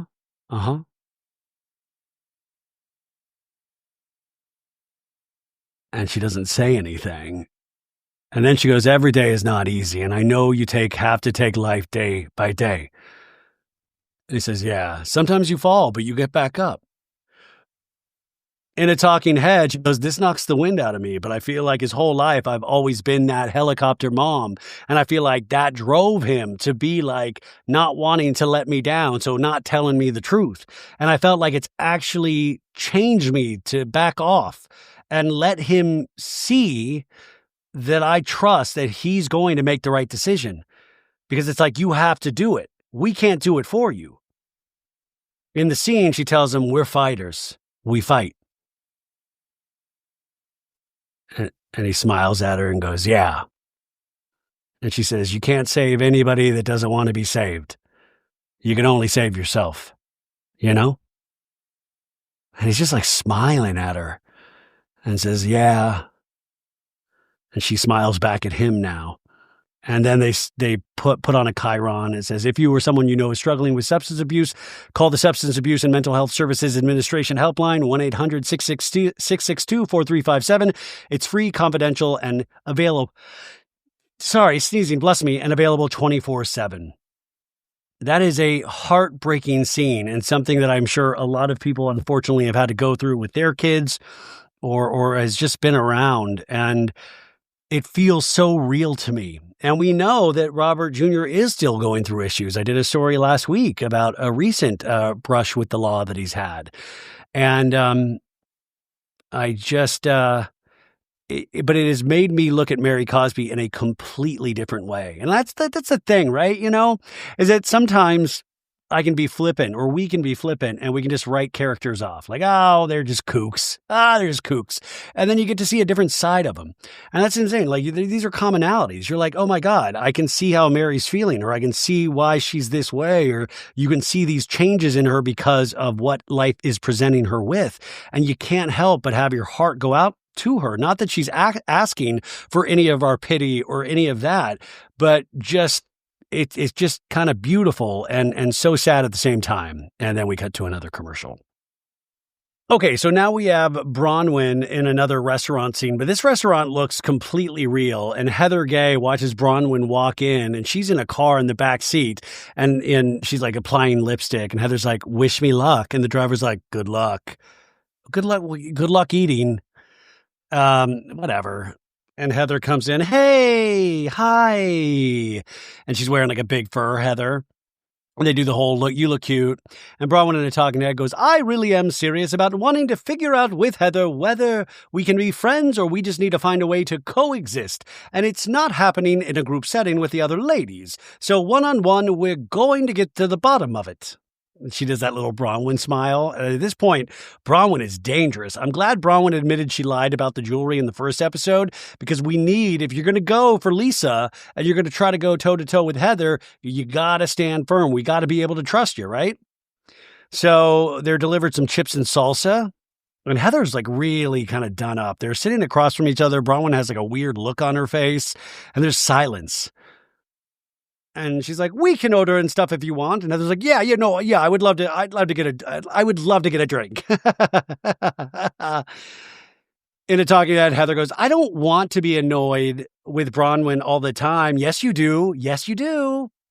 And now we have another waiter. This waiter isn't as good as the first waiter. His name's Lala, he says. And, Heather, I don't know why we need to see the waiters, because we go right back to a talking head. Heather's like, I don't want my friendships to feel like a chore. So I'm really hoping that Bronwyn and I can kind of break through something here. So Bronwyn's like, okay, well, what's going on with you? And Heather goes, so Ashley is flying in this week from Santa Barbara. That's her daughter, age 21, just to visit. And Annabelle, it's like time for them to spend a little time together because Annabelle's getting all of her acceptance letters. I'm really exhausted and I can't wait for Annabelle to graduate. That's her story. Remember, I need to get the kid. I'm sick of the kids. Out. Bronwyn's like, you said something about this when we were at the RV trip, and I tried to say something that I think maybe was misunderstood, so I do want to clear that up. Heather's staring at her, and I can't tell if Heather's just tired. I'm looking at her like full, like just a close-up of Heather's face, and one eye seems like I know I'm getting picky with I don't know, but it's just like one eye seems like a little smaller than the other eye. And she just seems really tired. She's like listening face. I can't tell what's going on here. Maybe go back and see if I'm crazy or not. Yeah. Guys, go back and go to minute, anyways, it's weird. And Bronwyn's like, I was trying to be supportive of you. I was trying to feel like I hear what you're saying. It's really tricky to want them to go live their own lives and you get to support and you get to focus on yourself. I'm excited to have less hands-on mom time for sure. I wasn't saying negative or shaming you or any kind of way. I totally understand where you are. I don't know how you heard it. She just rattles all this shit off. I don't know how you heard it. And I just want to be really clear about that. And Heather goes, no, I think I heard those words. I mean, it just felt like you were trying to like show that you were understanding, but like define how you were definitely different and that you weren't done mothering and wanted Gwen there so bad and that you moved her boyfriend in because you just loved mothering so badly. And I shouldn't feel bad that I was ready to not be hands-on anymore, you know? And Bron was like, okay, then I'm super sorry that that's how that came out. What I was trying to say, actually, is that I feel like I haven't done a good enough job mothering, so I wasn't trying to say I was different in a better way at all. I was trying to empathize. I really was. Yeah. And then the food gets delivered. The food looks delicious, you guys here. Big bed of rice. What do we got? Looks like some like crusted mahi, maybe. It looks excellent. And Heather goes, see, like this kind of combo, like I would have loved to have had around the campfire. It honestly, and Bron was like, see, that's what I wanted to say to you, Heather. I feel like sometimes I say something to you and it doesn't land and then I like shut down. I think, oop, Heather just doesn't like me. We just don't get along. And Heather kind of gives a look like, well, you're not too far off from the truth. Heather says, I just think when we're in a group setting, like, you don't present it that way. You word salad it a lot, you know? No, she doesn't. Lisa Barlow word salads. Mary Cosby word salads. In a talking head, Bronwyn goes, it's really rich that she has a problem with how many words I use and what they are, and if I pronounce them wrong, considering that like Heather is best friends with Lisa Big Mouth Barlow. Ooh, new nickname, Lisa Big Mouth Barlow. Fresh start is 2 fucking words, Heather. Can we try that? Was that concise enough for you? I do love Bronwyn's talking head reads. Anyways, Heather goes, okay, I have to ask, why would you dump all the data you did about Lisa and her businesses from someone that you said you wanted nothing more than to be close with? And Bronwyn's like, yes, I did want to be close with Lisa, and I thought we were, and Lisa's made it very clear that we are not close, and that in her mind. And Heather goes, oh, so now all bets are off? It's not all bets are off, Heather. I wanted to leave New York neutral with Lisa. Unfortunately, since then, Lisa's continued to double and triple and quadruple down all the drupals in the things that she says about me. And then we flash to a Lisa Barlow tweet. Lisa Barlow, yes, Bronwyn is a narcissist to change stories right in front of your eyes, and you all believe her. How fucking stupid is that? You got to be careful what you say out there on the mean streets of Twitter. It's going to be used on the show. And then another tweet. Yes, she is a snake and no better than Jen Shah. Actually, probably worse. Lying to people, hurting people, making up stuff that didn't happen. It's pretty shitty. God, this reminds me of somebody else's Twitter account. Lisa should run for office. But Heather goes, oh, so it is retaliatory. And Bronwyn goes, well, you can call it retaliatory, or you can call it me meeting Lisa exactly where she is. And Heather goes, then you guys need to talk. Sit down and talk. It shouldn't affect us. And Bronwyn's like, it shouldn't affect us. But it does. And Heather goes, you seem really heated. Because you will not, Heather, hear what I'm saying. And she goes, I heard you. This is between you two, and I'm just saying, but I think it does color your relationship with me. Bronwyn is 100% right. Boom! Somebody's coming for the top spot, folks. Heather goes, I don't have a problem with you.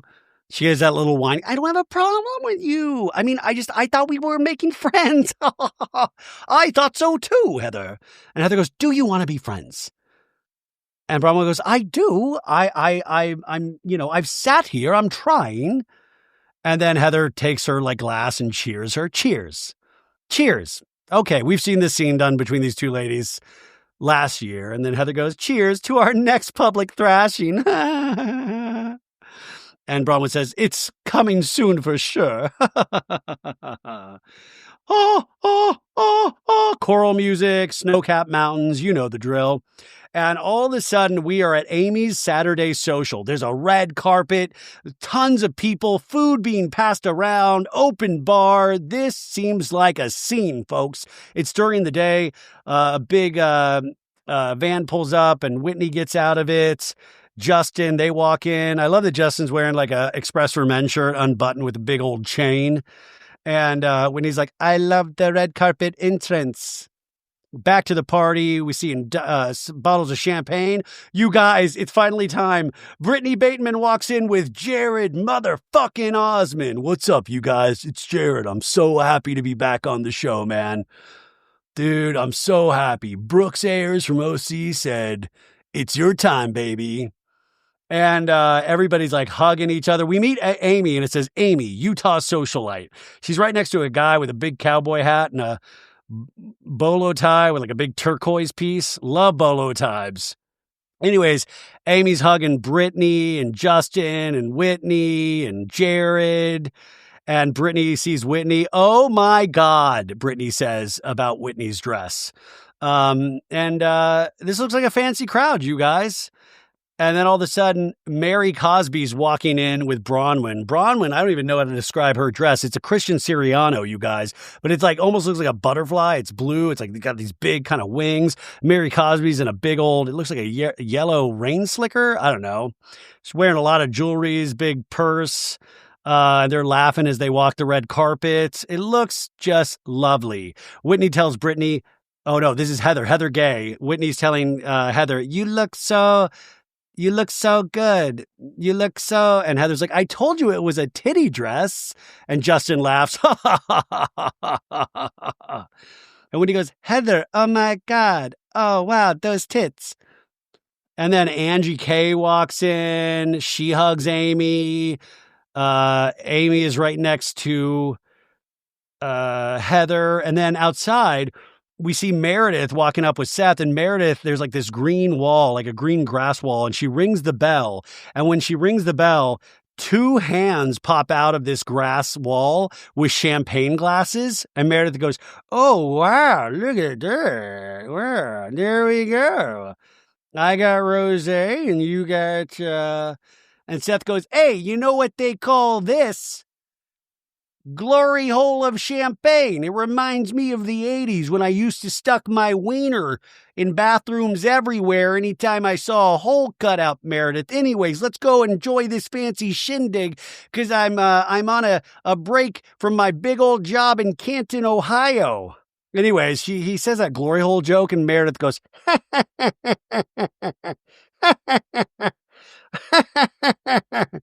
and dude, Jared is like holding Brittany tight. He's like, how are you? And she goes, she's looking directly in his eyes. Good.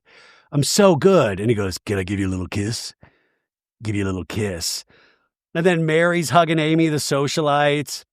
Meredith is hugging Amy, the socialite. Some lady that they don't name is telling Heather and Angie going, this is all the Park City OGs.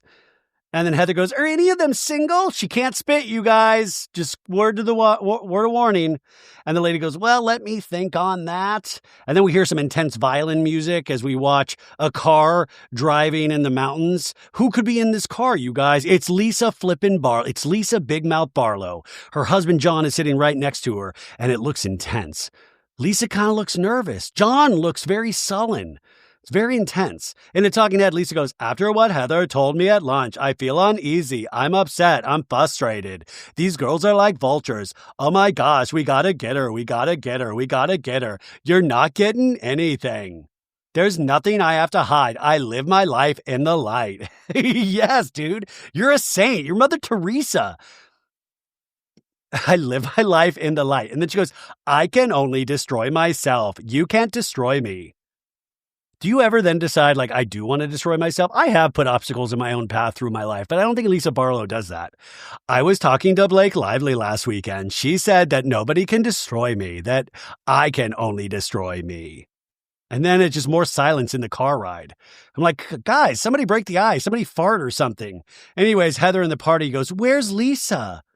the violin music as their car pulls up.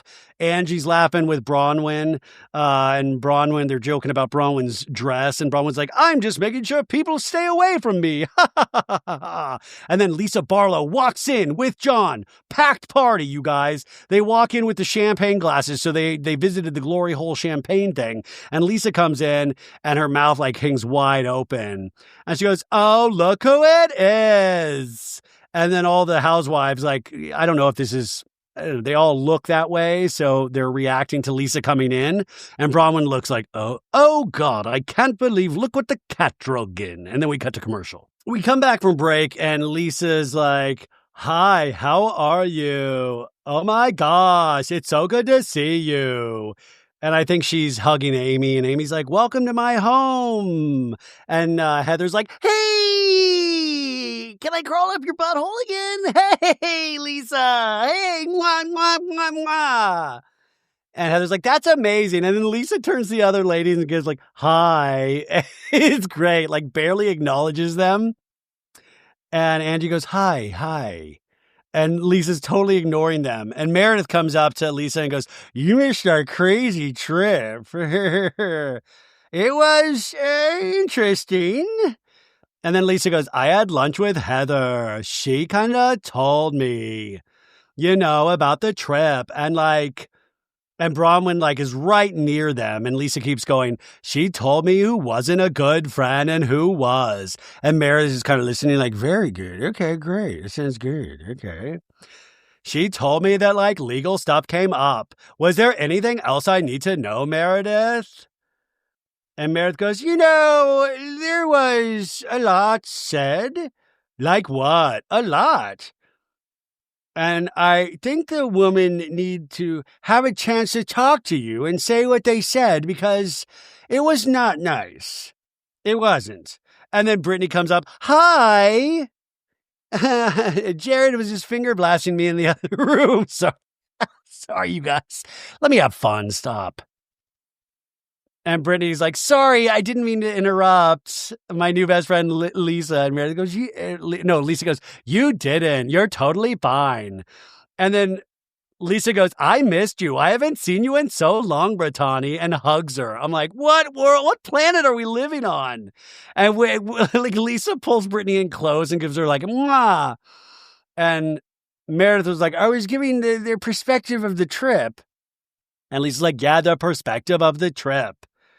And then Brittany's like, okay, Bronwyn was the one pulling out facts out of the air. You mean out of the newspaper? And then Lisa goes, what did Angie have to say?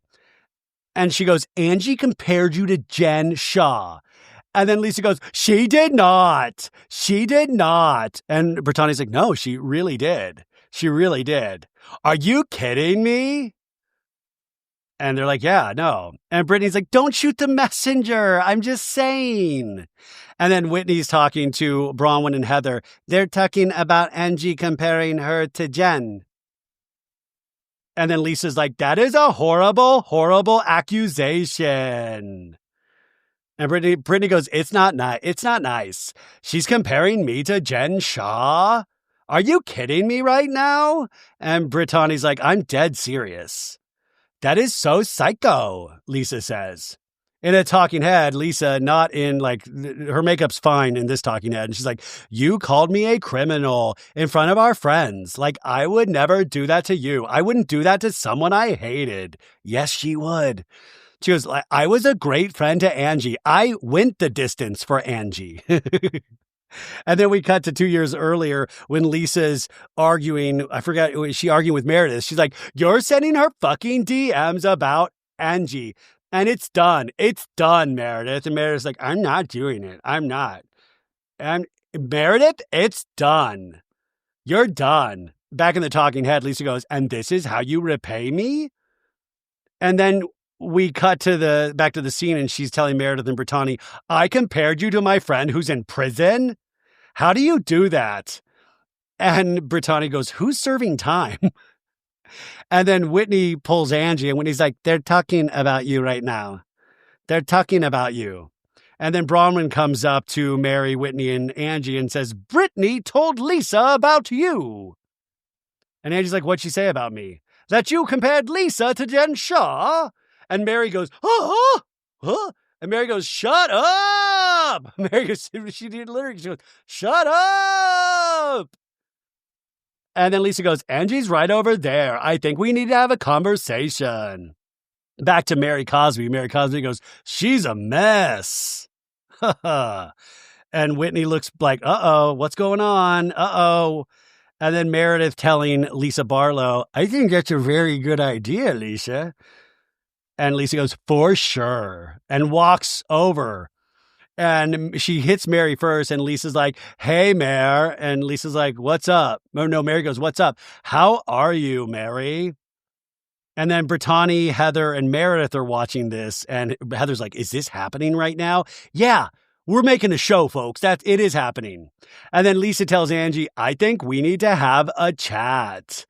And Angie's like, yeah, okay. And Lisa goes, so I heard some conversations were had when I was gone. And Angie's like, uh-huh. Yeah, they did. Do you want to fill me in? And she's like, yeah, I'd love to. What did Birdie tell you? So I can undo the mess. And Lisa goes, what do you want to tell me, Angie K? And Angie's like, I'll tell you this. It got brought up, the lawsuits. Bronwyn's bringing her documents. She's bringing information. And Bronwyn did not go to law school. And I doubt she even went to college. And then we cut to Bronwyn just sipping a glass of wine in her big dress. And Lisa's like, so maybe not believe everything Bronwyn says.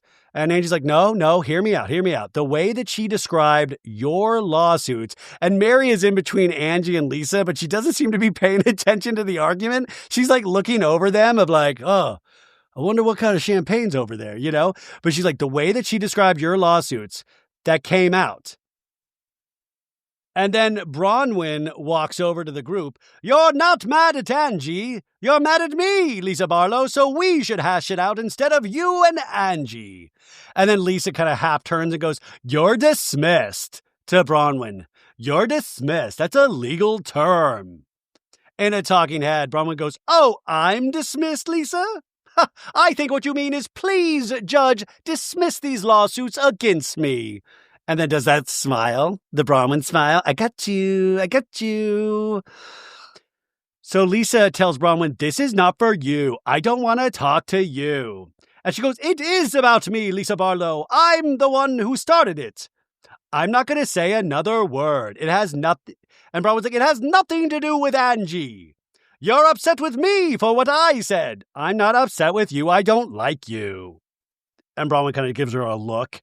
So Lisa trying to, like, kind of her old bag of tricks, like, you're nothing to me, blah, blah, blah. And now the other party's starting to get wind of this fight. We just have Mary just sipping her drink out of a straw. She could be paying attention to anything. I don't know. And then when he goes, but she's your friend. And Lisa's like, Angie and I have more history than you and I do. So we can, and Bronwyn's like, Angie just told you I'm the one who said it. And then Meredith goes, Bronwyn, I think it's not great timing. And Bronwyn's like, I'm just saying, and they're all talking over each other. And then Lisa Barlow goes, you're loitering. This is loitering at this point. Go. She's loitering, everybody. Loitering. And then we cut to the other room, and it's Seth, Angie K's husband, Jared Osmond, and John Barlow. And Seth's man to man right now with Jared Osmond. And he's like, are you in love with Brittany? Are you in love with Brittany? And he's like, I love her. I'm in love with her. You're not madly in love. No, I'm madly in love. You're not. You are madly in love. But there are. And then John Barlow goes, are you madly, madly, madly? And then Jared goes, I don't know. And Seth is like, oh, man, oh, brother, oh, geez. We cut back to the ladies yelling at each other. And Lisa's like, I have zero interest in talking to you. And Bronwyn goes, you talk to everybody about me, but you don't want to talk to me. And Lisa goes, you're dishonest because I said things about you that should make people have a question and a pause about what's going on in your life. I have a question and a pause about you.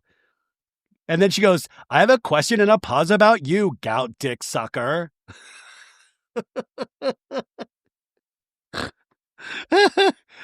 Gout dick sucker.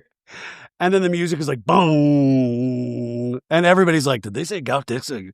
Did I hear? There's a couple men that look uncomfortable in the room, like, oh shit, I've been found out. Gout dick sucker. Oh no.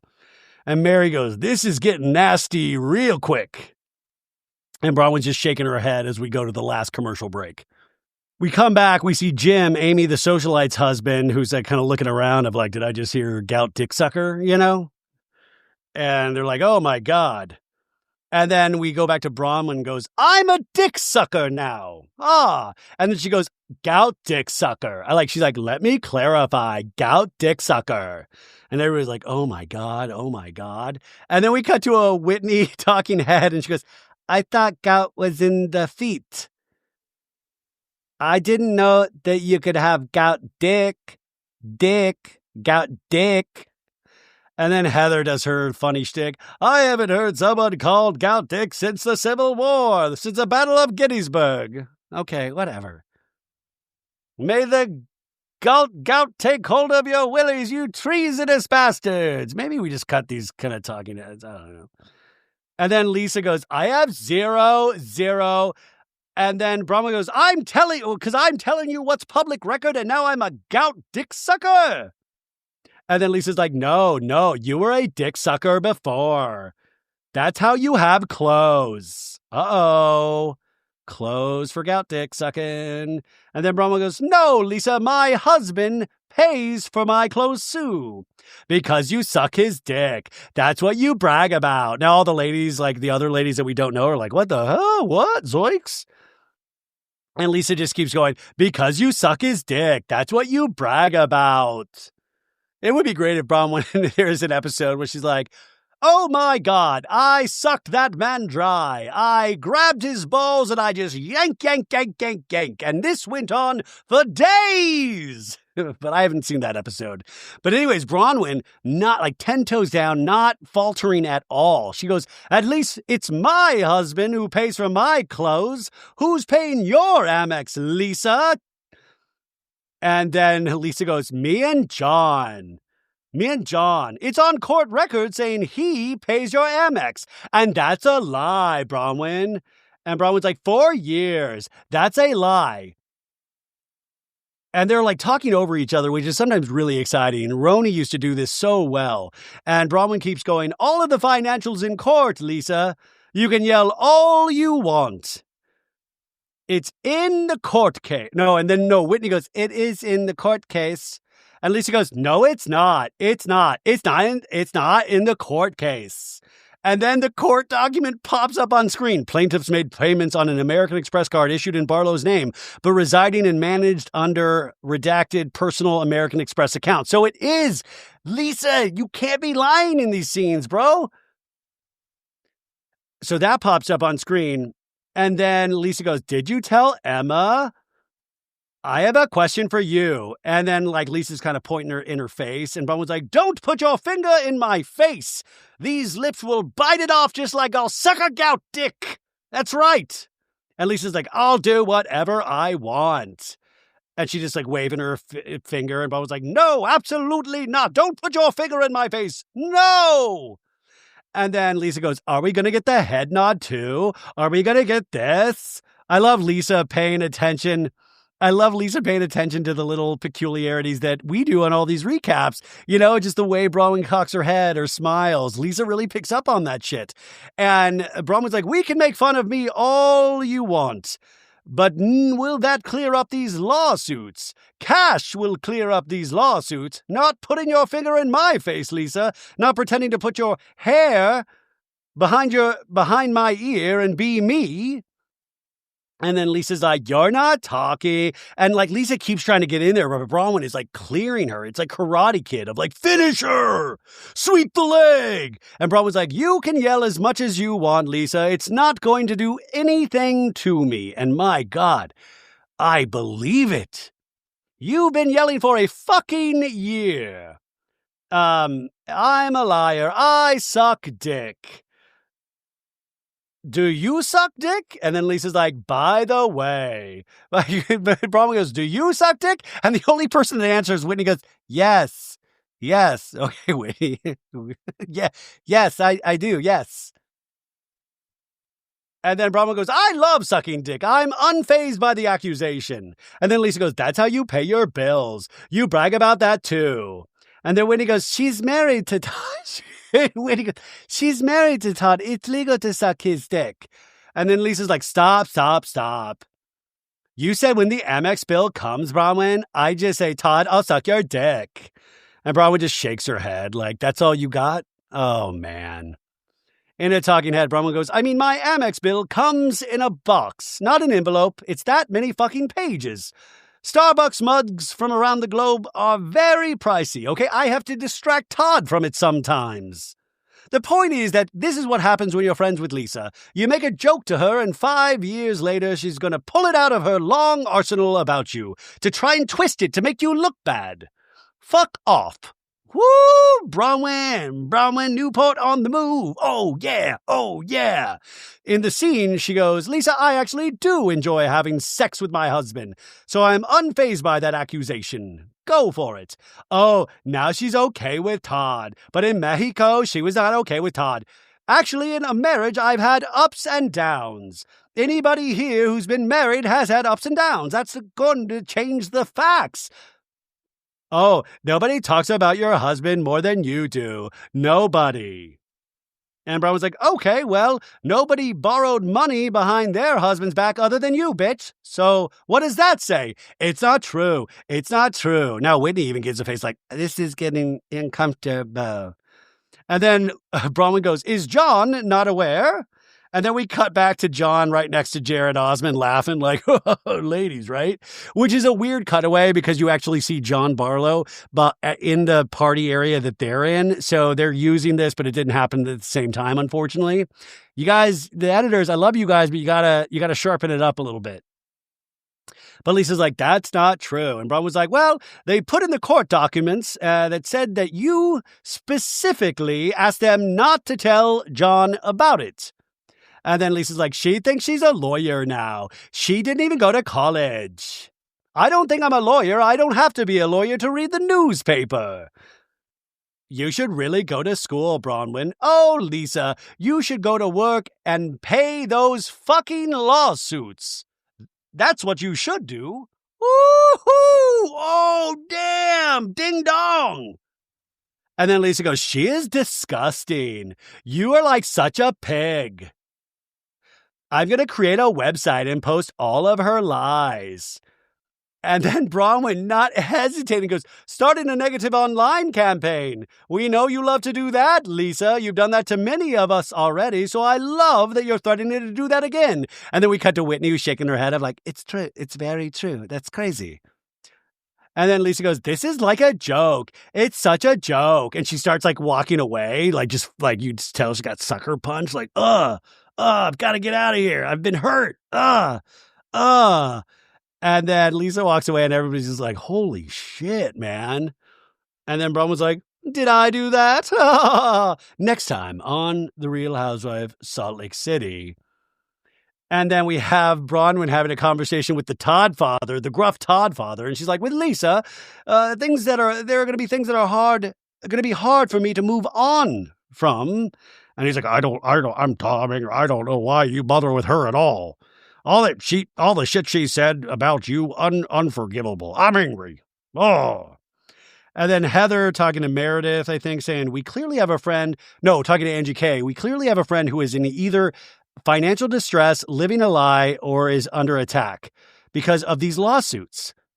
And then we see Lisa Barlow in a cowboy hat with like the stuff from Kinko's, you know, and she's like, I did get sued 1, 2, 3, 4, and I'll probably get sued in the future. But is there merit to it? No. It's a fantical tale. She says fantical. I think she means to say fanciful. It's a fantical tale. Read my response. And Bronwyn just laughs. Holy shit, you guys. It really livened up at the end. That was magic. That's what we do it for. That's what all the hard work is for. That last scene right there. I hope you guys like this. Have a great Thursday. Come back on Friday for an OC recap. Yeah, this was fun. I hope you guys laughed. That's it. That's all I hope for. I'll be on Jeff Lewis 9 a.m. today with Sarah Colonna. If you have Sirius, tune in, Radio Andy. And yeah, this was fun. I hope you had a good time. Bye, guys.